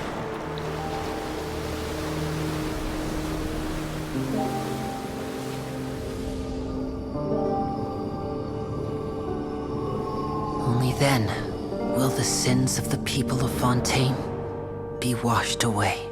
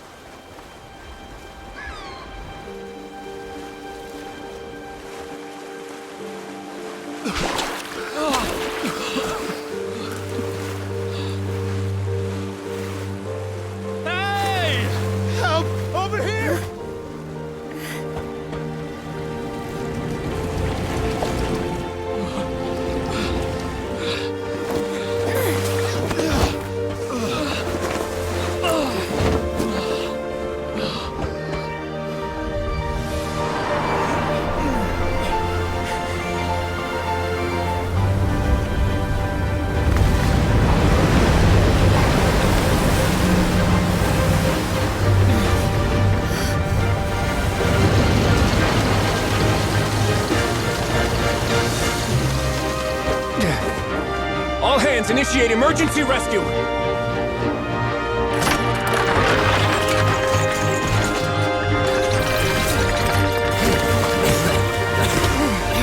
Hurry!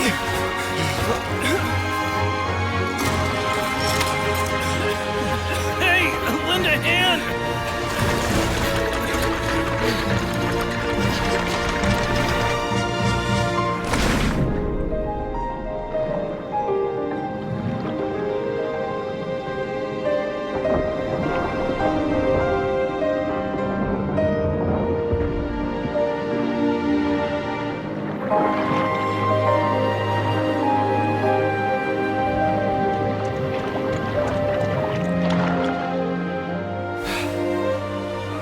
Look!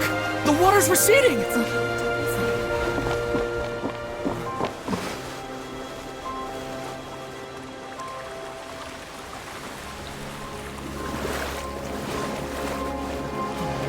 It's a miracle! Water's receding.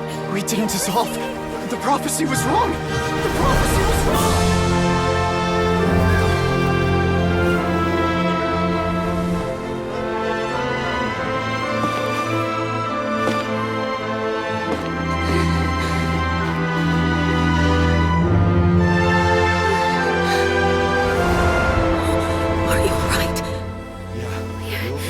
We're saved. The prophecy was wrong.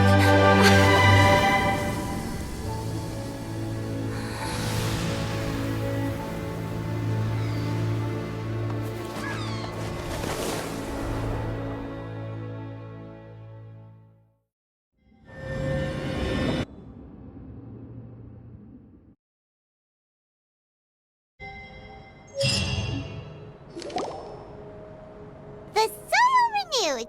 The Spina di Rosula attacks post-disaster rebuilding. I recently visited Poisson to meet with Miss Navia, spokesperson of the Spina di Rosula, and we spoke about Poisson's present and future. Old soil can still give birth to new bloom, Miss Navia stated. Hope is like seeing a small cookie when you're starving late at night. You just need a little of it. Skyship Winglet, lunar brain of the Fontaine Research Institute. The various disputes that have arisen on account of Mr. Edwin have suddenly become a shield over the Institute, with Jurier turning out to be a once overlooked hidden gem. People always call the first researcher mad, but few know what to call the second. And should that latter person achieve a miracle, they would find it all the harder to find a word with which to classify him and his team.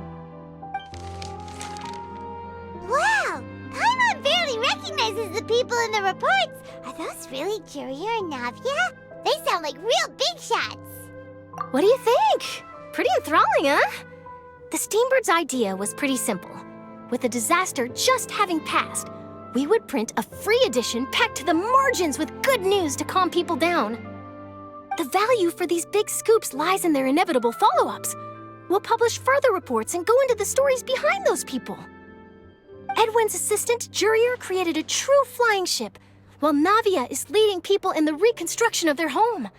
I'm sure that these stories could draw even your well-traveled eye. Paimon's curious too! Wait a minute. Didn't we watch everything happen from start to finish? What's there to be curious about? And that's exactly why I'd like you to come conduct interviews with me. You're the best incubators of news, if you haven't noticed. And also, with you around, I'm sure I'll get to see that Duke. Are you sure? Hasn't he turned you down several times already? Oh, this time will be different. Come on, let's head to Poisson first, and then make a trip to the fortress. There are some things you'll only know when you get there.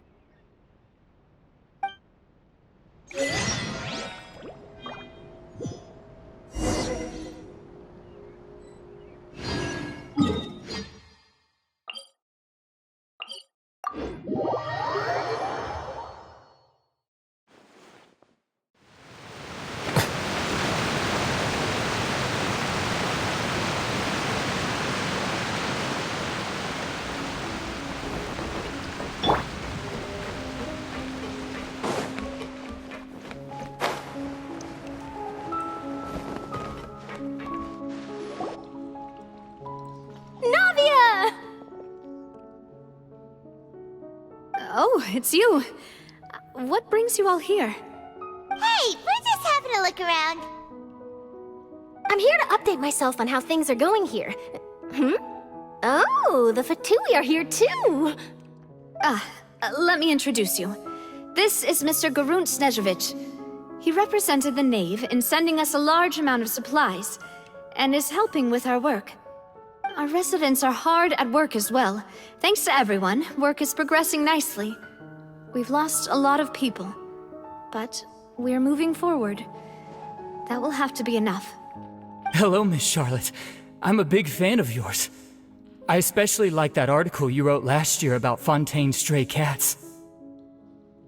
But if you don't mind, could you not emphasize our role too much in your report? It's not charity we're doing here. We just happen to share the same interests as the Spina. I get where you're coming from. I'll keep it as simple as possible. Or would you be willing to feature as friendly neighbors?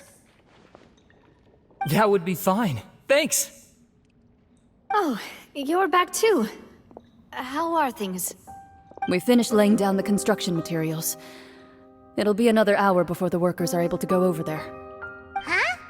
You're here too, Clarent? Well, her reputation's greatly risen after that whole duel business with Miss Farina. So she's here in Poisson to wait out the heat.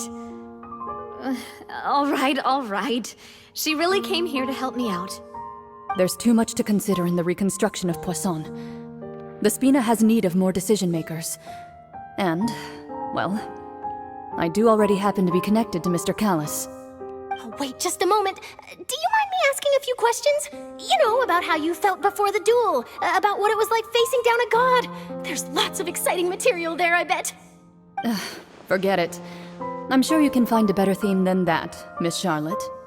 I see you're the same as always. Couldn't you do me a favor, for Navia's sake? Well, if we're talking about doing things for my sake, you might as well just take a few more photos of me. Or of the Traveler. It's better than wasting time persuading Chlorand at any rate. Of course I will. I'm not gonna let her off that easy. All right, then everyone who wants to be in the photo, gather up. And smile.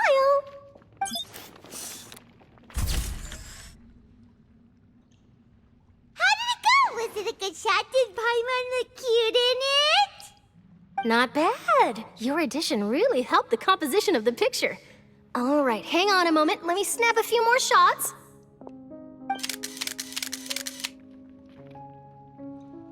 All right, that should do it. I'll be back here later anyway, so let's call it a day. You're very quick. Speed is of the essence when it comes to the news, and freshness is the key. Also, not to brag, but I'm pretty good at building connections. Who knows? I might eventually get that interview with you after all, Miss Chlorand. Wow, you really do have that never say die spirit. I'm impressed. I'll hazard a guess that this is how you got that interview at the Fortress of Maripede. Whoa, you're well informed. Let me make a guess too. I asked Sijuin, who told Monsieur Nervillet, and he told you, right? That's a very complete information chain. In truth, all Monsieur Nervillet asked me was, when did the fortress become so friendly towards the media? I told him that it was best not to speak too soon. There's no guarantee that Ridsley will make a personal appearance. You're right. I've got to treasure every moment I have with them. In which case, I'll be making a move first. Stay safe now. And tell me if you hear anything interesting. I'll treat you to afternoon tea in exchange.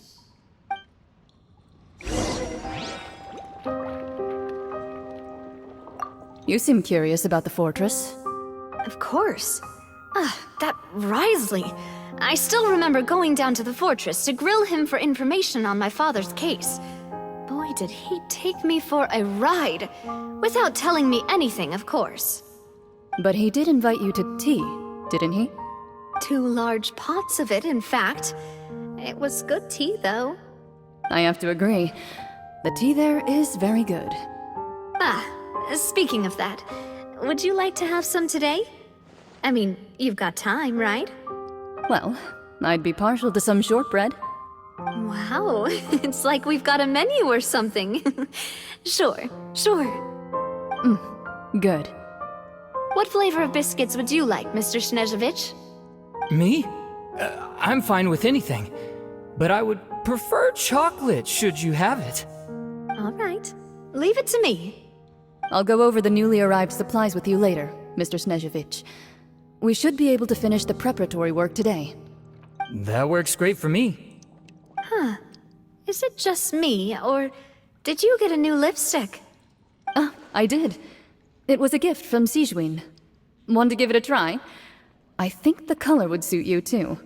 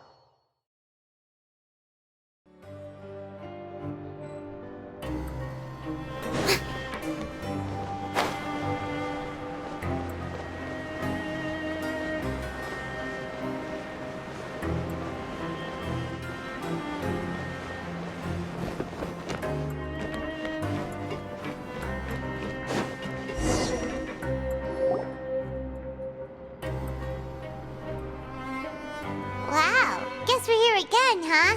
There's a real nostalgic feeling to this place. Looks like you've been missing us. Duke! Did you come all the way to the entrance to greet us? Of course. I'm here to welcome you and our dear Miss Charlotte, whom our good head nurse recommended to me. It's an honor to finally meet the much-rumored Duke.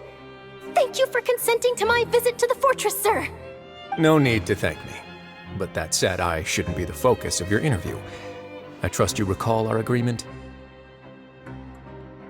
Of course, of course. All right then, this way.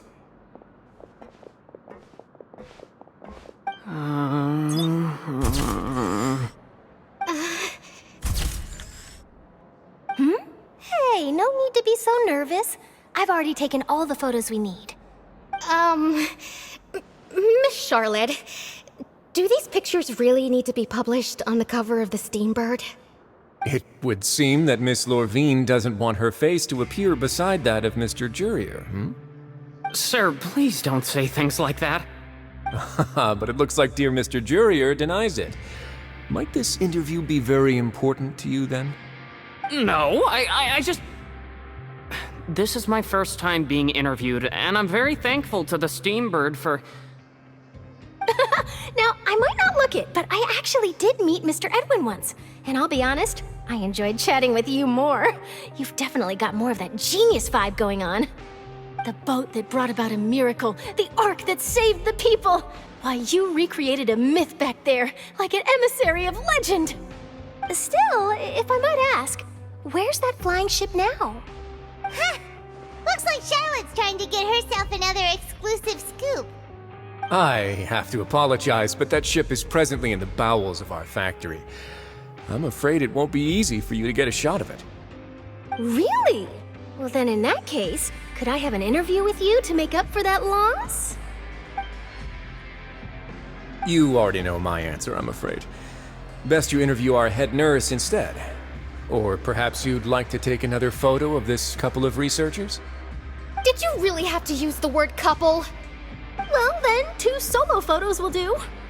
Is my hair messed up? Please, someone help me have a look. Things sure are getting pretty lively here. We've seen this kind of thing before. Oh, seems like everyone's here. Would any of you like to try this new drink I came up with? Ah, Sijwin. Hey, Miss Charlotte. Why don't you, take some pretty photos of our head nurse? Hmm? Sure. Come on, Miss Sijuane, over this way. Let's find a brighter spot. Huh? Sure. Do I have to smile? So, how have things been at the fortress? Same old, as you can see. Fontaine's undergone some changes, but this place is still more or less the same. Other than that flying ship, it got a tad too much attention, I think. That's why I decided to let the interview go through. We should direct more public opinions toward the behind-the-scenes heroes. Am I right, Mr. Jurrier? Miss Lurvine? You're too kind, sir. I believe that you too should have your day in the sun. Not that you would want that, which is a pity. I'll just leave the spotlight to you two.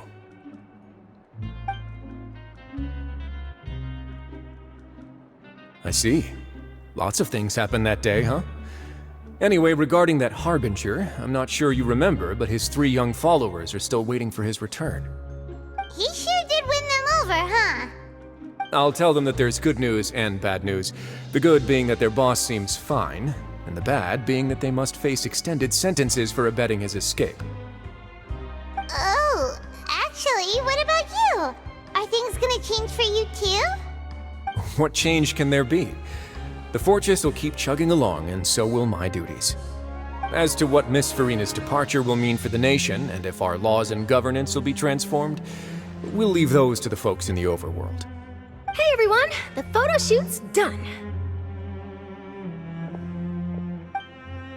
Good. In that case, let's call it a day here. Thanks for your cooperation. Come on, Traveler, let's go. Till next time, everyone. There'll be a next time? Maybe. Who knows? I might write a story about the underwater factory next time. Until then. All right. Last stop, the docks.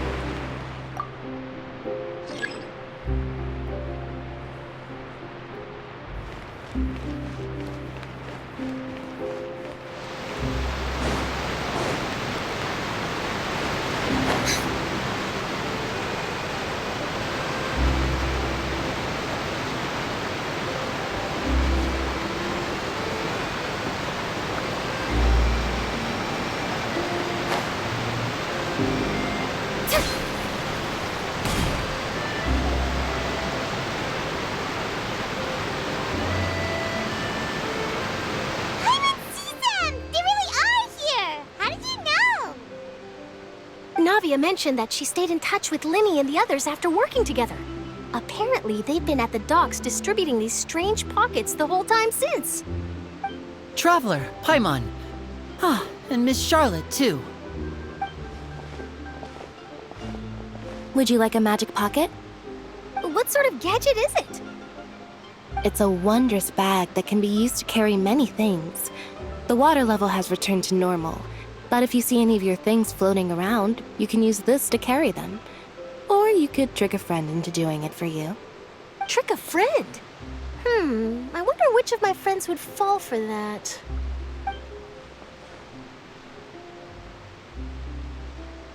You could just make a friend like Fremine here. Isn't that right, Fremine? Is this what you meant by, I'll help you make some more friends? To be honest, that sounds pretty sweet. Could I have your contact, please? Sure. Please, write down my address. You sure are working hard to help Fremine socialize. He was the one who proposed doing this. He even wants to assist in our magic shows. Yes, I was planning to first introduce Pear as an assistant, and later Fremine himself. In the future, I think we can leave underwater escape magic to him too. That said, would anyone want to see a diver escape underwater? Oh, it'll work out. Every journey begins with the first step. He'll become a part of our show eventually. Lynette, could you come over? Miss Charlotte says she wants to take a picture of us. Got it. My, that Charlotte is rather perceptive. She got rid of everyone the moment she realized I had something to say to you. So, how have things been, Traveler? Father says that you did a great deal during the latest events. She's very grateful for your contributions to Fontaine. That's all right. We were more than happy to help. So, what's she doing now? Oh, I guess you haven't heard. Well, after Lady Farina left, Father and Monsieur Neuvillette opened negotiations, during which he gave Fontaine's gnosis to her as a diplomatic gift. A diplomatic gift? A gnosis? Yes, I was quite surprised at first myself. But when I thought it over, there were actually a number of things going for it. It could have been done as an apology for the incident with Lord Child, or as thanks for his help in tying the all-devouring narwhal down. Furthermore, Father did also lend significant aid to Fontaine and Poisson. Well, that's true, but this is a gnosis we're talking about. Doesn't this seem a bit irresponsible? I would agree, but I've also heard that it seems that Monsieur Neuvillette has had a significant change of heart regarding the matter. So there's some reason for this that only Neuvillette knows about? I suspect you'll have to ask him about that yourself. Ah, yes, speaking of which, I did see him strolling around the entrance to the Fortress of Meripede a while back. Isn't he real busy and stuff? Paimon didn't think he'd have the time for that. But back to the topic. The gnosis was given to the knave, right? What about Child? They say that he's returned to Snezhnaya to recover from his wounds. I hear that the recent disaster really did a number on his health. That's true. When you think about it, we've had loads of run-ins with the Fatui. To think we'd be allied with them this time. So shocked by such a simple switching of sides?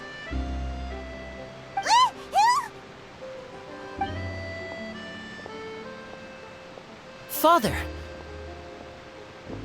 Well, what do you know? Come to the docks to see how my children are doing and meet the Traveler by chance. Please do not pay my accomplishments in Fontaine too much mind. I would have done them regardless. Are you going to take the gnosis back to Snezhnaya? That is our duty as harbingers, yes. Don't be too preoccupied with sides. The goal of the Fatui concerns not a single place or person, but the entire world.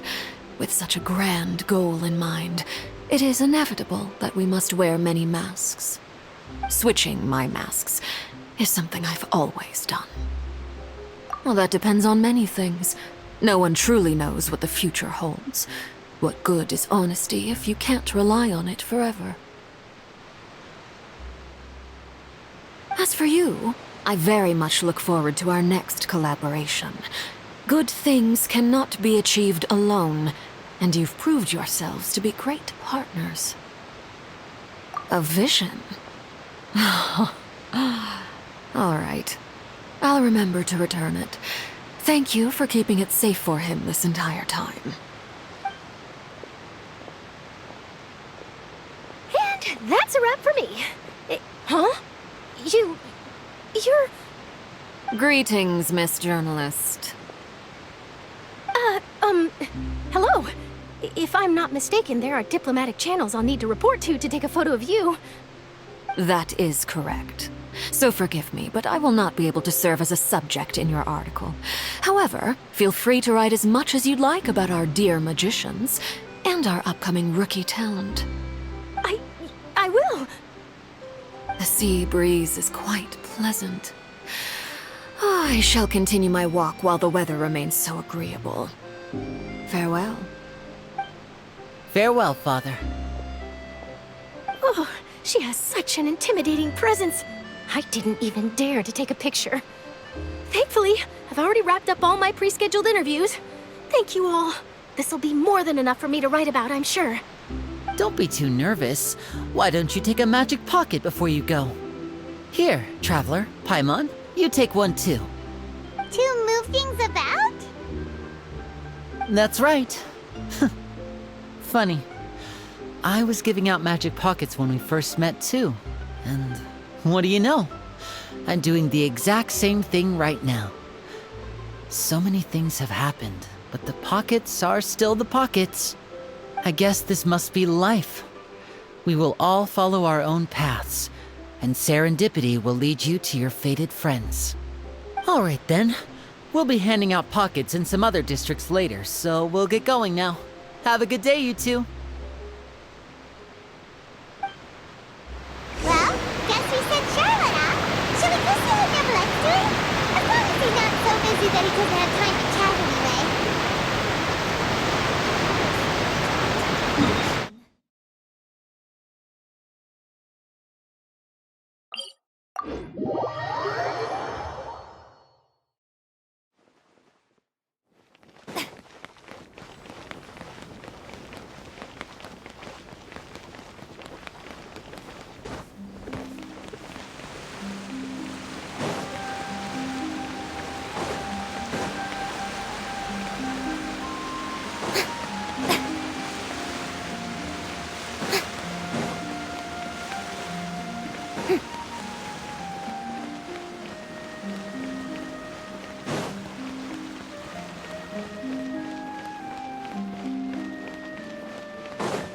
Entrance to the fortress! Ooh, he really is there!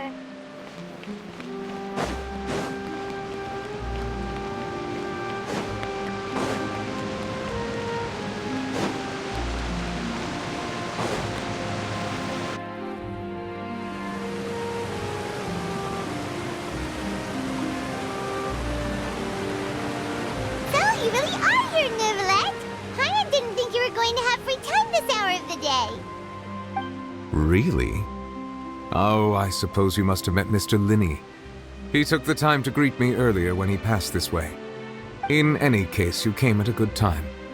I was just considering reaching out to you to set up a meeting, so I may explain some things that I haven't had the time to before. Aw, Paimon's glad that you remembered. Thank you for keeping us on your mind, what with you being busy and all. Alright, let's have it then. How was Fontaine actually saved? The whole business is still quite the mystery to us. It is strange how words can often leave a bitter taste in the mouth when it finally comes time to say them out loud.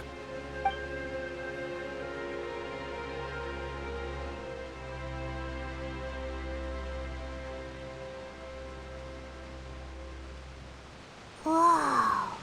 So that's what happened? Focalor destroyed the divine throne of the Hydro Archon and restored your power to you, transforming you into a fully fledged elemental dragon sovereign. But Paimon still doesn't quite get what you did to save the Fontanians from dissolving. For me, the authority of the ancient dragons refers to absolute control over the hydro element. Fontanians were incomplete humans born of Egeria's use of the power of the primordial sea, with constitutions similar to that of mimics. But so long as those primordial energies remain within them, I could use the ancient dragon's authority to grant them true blood, after the fashion in which life was first brought into being on this planet. In other words, when I gave my verdict, Fontanians became true humans, and thus would naturally no longer be dissolved by water from the primordial sea. Focalor must have counted on you to make that decision as well. Your verdict was the key to making the prophecy appear to have come true while saving everyone. Yeah, and in a manner of speaking, Focalor finally managed to fulfill the original Hydro Archon's wish to turn Oceanids into real people too! It seems from your expressions that you still have more things you wish to ask. Ask away. I will tell you the truth as I know it. I have investigated his case along many avenues, and I have learned that he once fell into an unknown chasm when he was young. There, by chance, he awakened the all-devouring narwhal. But whether it be by sentiment or reason, that should not have been enough to consider him the root cause of the disaster. At most, he would have had tangential liability. As for the judgment passed by the Oratrice during the trial, Whether it was due to that liability by association, or Focalors deliberately using him to buy time for us on the assumption that he would be able to hold the creature off, I cannot say. Guess Focalors had Fontanians in mind the whole time. In the end, it was thanks to her that they finally became real humans. Hang on a second. Paimon suddenly got another question.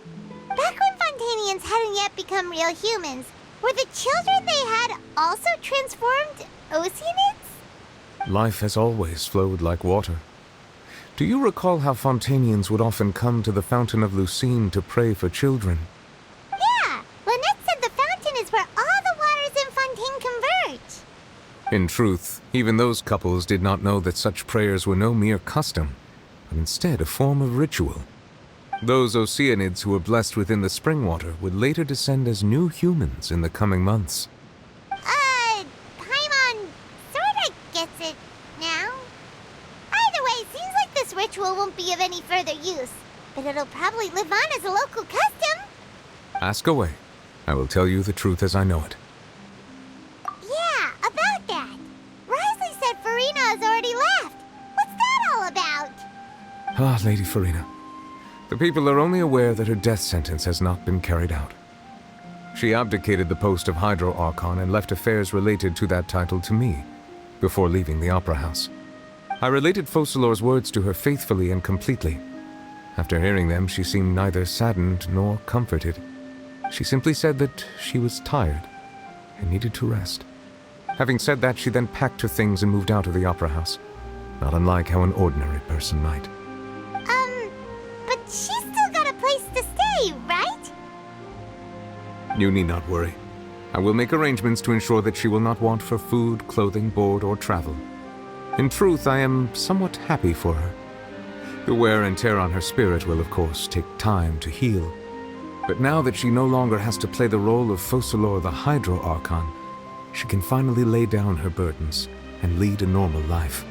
What about you then? What are your plans now that you've regained your full powers as the Hydro Dragon? After Focalors passed on, the Oratrice also ceased to function.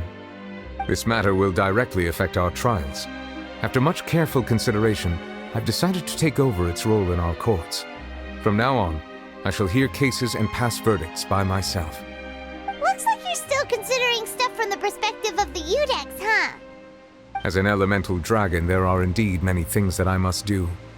But this power and this duty, in a manner of speaking, you could say that both were granted to me. As such, before I attend to my other responsibilities, I must first and foremost continue to serve Fontaine as its highest judge.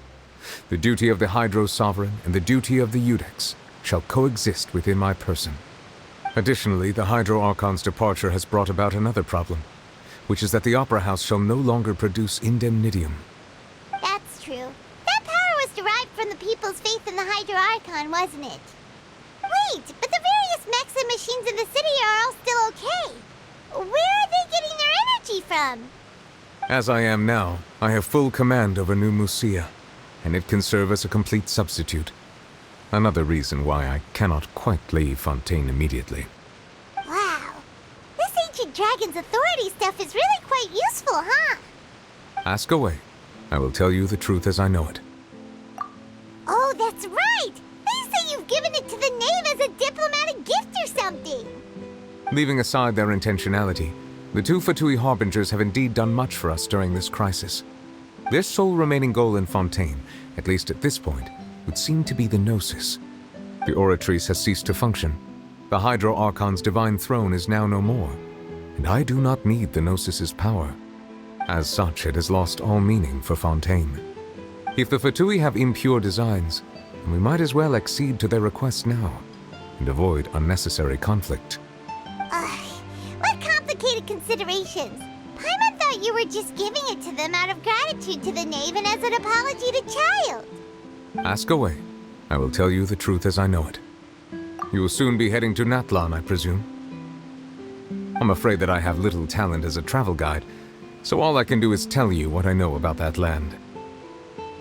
As far as I'm aware, Natlan can be said to be a nation of dragons.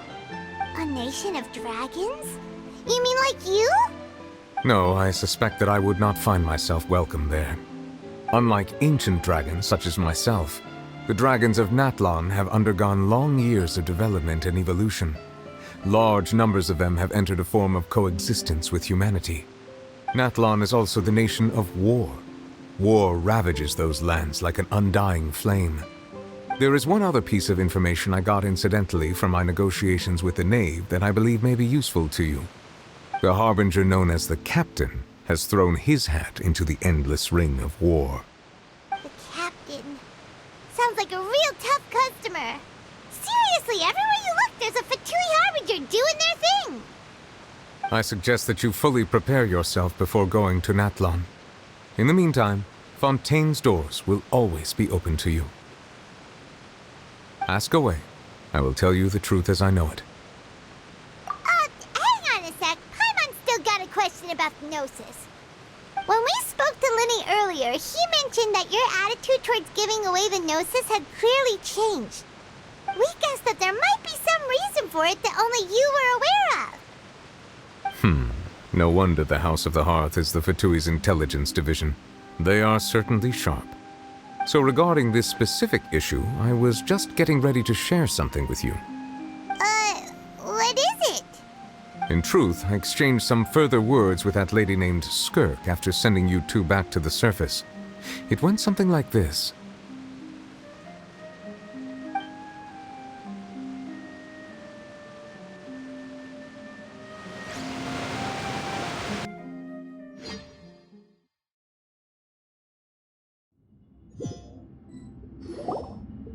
Well, we're going to head topside to see what's going on. You hurry over soon as well, all right, Nervalet? What next? The all-devouring narwhal isn't here, so I'm no longer getting any interference. I can finally catch the scent of your power, what it's made of. It is the authority of the planet's primordial dragons, but with something very similar to a god's curse mixed in. It's quite a novel blend. I'm sure I've encountered something like this before. What was it again? I do not know what you speak of. Of course. How could I forget? You should have the remains of the third descender on your person, yes? Remains? I've never heard of any such thing. According to your parlance, I believe it may be called a gnosis. Well, that much is true. After Focalor's divinity faded, she handed her gnosis to me. But I fear I have never heard of it described in the manner that you just did. I've been training with my master, the Foul, ever since I was young, and I have never returned to the surface since. So most of the information I possess, I got from him. It is only natural for those who are greater than humanity to possess a different sort of common sense, which is why there are so many problems in our attempts to communicate with humans. Regardless, you should probably get rid of objects of misfortune to prevent any disasters from befalling you.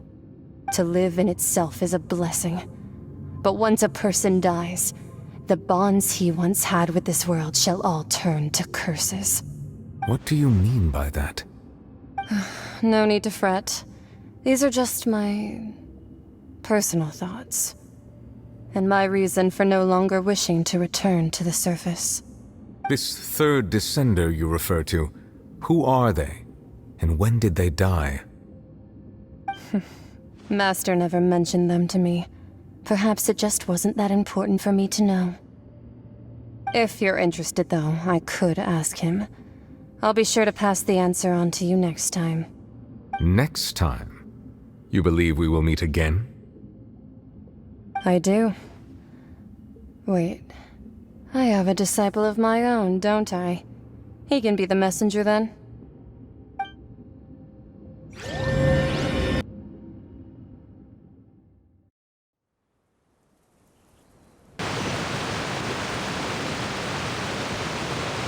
That's what she told me. Whether it would prove useful or not, I wanted to pass that information on to you. The remains of the third descender? So that's what the Gnosis actually are. Paimon just thought they looked like chess pieces. How could they be a person's remains? All the same, assuming that there was no misunderstanding or special metaphor at play, that is what she meant to say.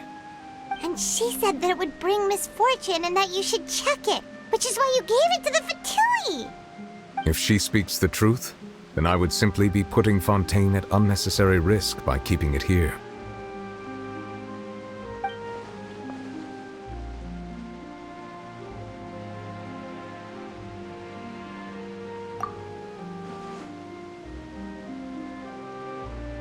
I had guessed that you might already be familiar with this concept, but I did not expect you to be one of them. That means that the Gnosis, which are exceedingly element-compatible and can even enhance elemental abilities, do indeed come from the third descender. I wonder, does your body also possess similar properties? Like being able to use elemental powers without a vision! That does sort of count as special compatibility, right? No, let's not think about this stuff right now. It just feels creepy. Comparing the Traveler to the dead third descender and all. That's what you say, but this topic still feels like bad luck. Once Child recovers, let's get some more answers out of him. Or go look for his master and get the answers that way. I too believe it unwise to make too many blind guesses when information is lacking. The same is true of being at court. Alright. Whatever the case, it seems like the crisis here in Fontaine's over for now. Yes. All of Focalor's efforts were for this moment as well. But she sacrificed herself in the end as a god, and she suffered through all those years as a human. Was that really what she wanted? I suppose that would be the mystery of a god's will. I suspect not. But once in a while I too would guess that if wishes were like the clouds in the sky, they will one day return to the earth as raindrops. Life flows like water, and rain is the final answer. The water levels may sometimes tilt one way or another, but the rain falls fairly upon all. And what, ultimately, is the difference between the rains that fall upon all of us?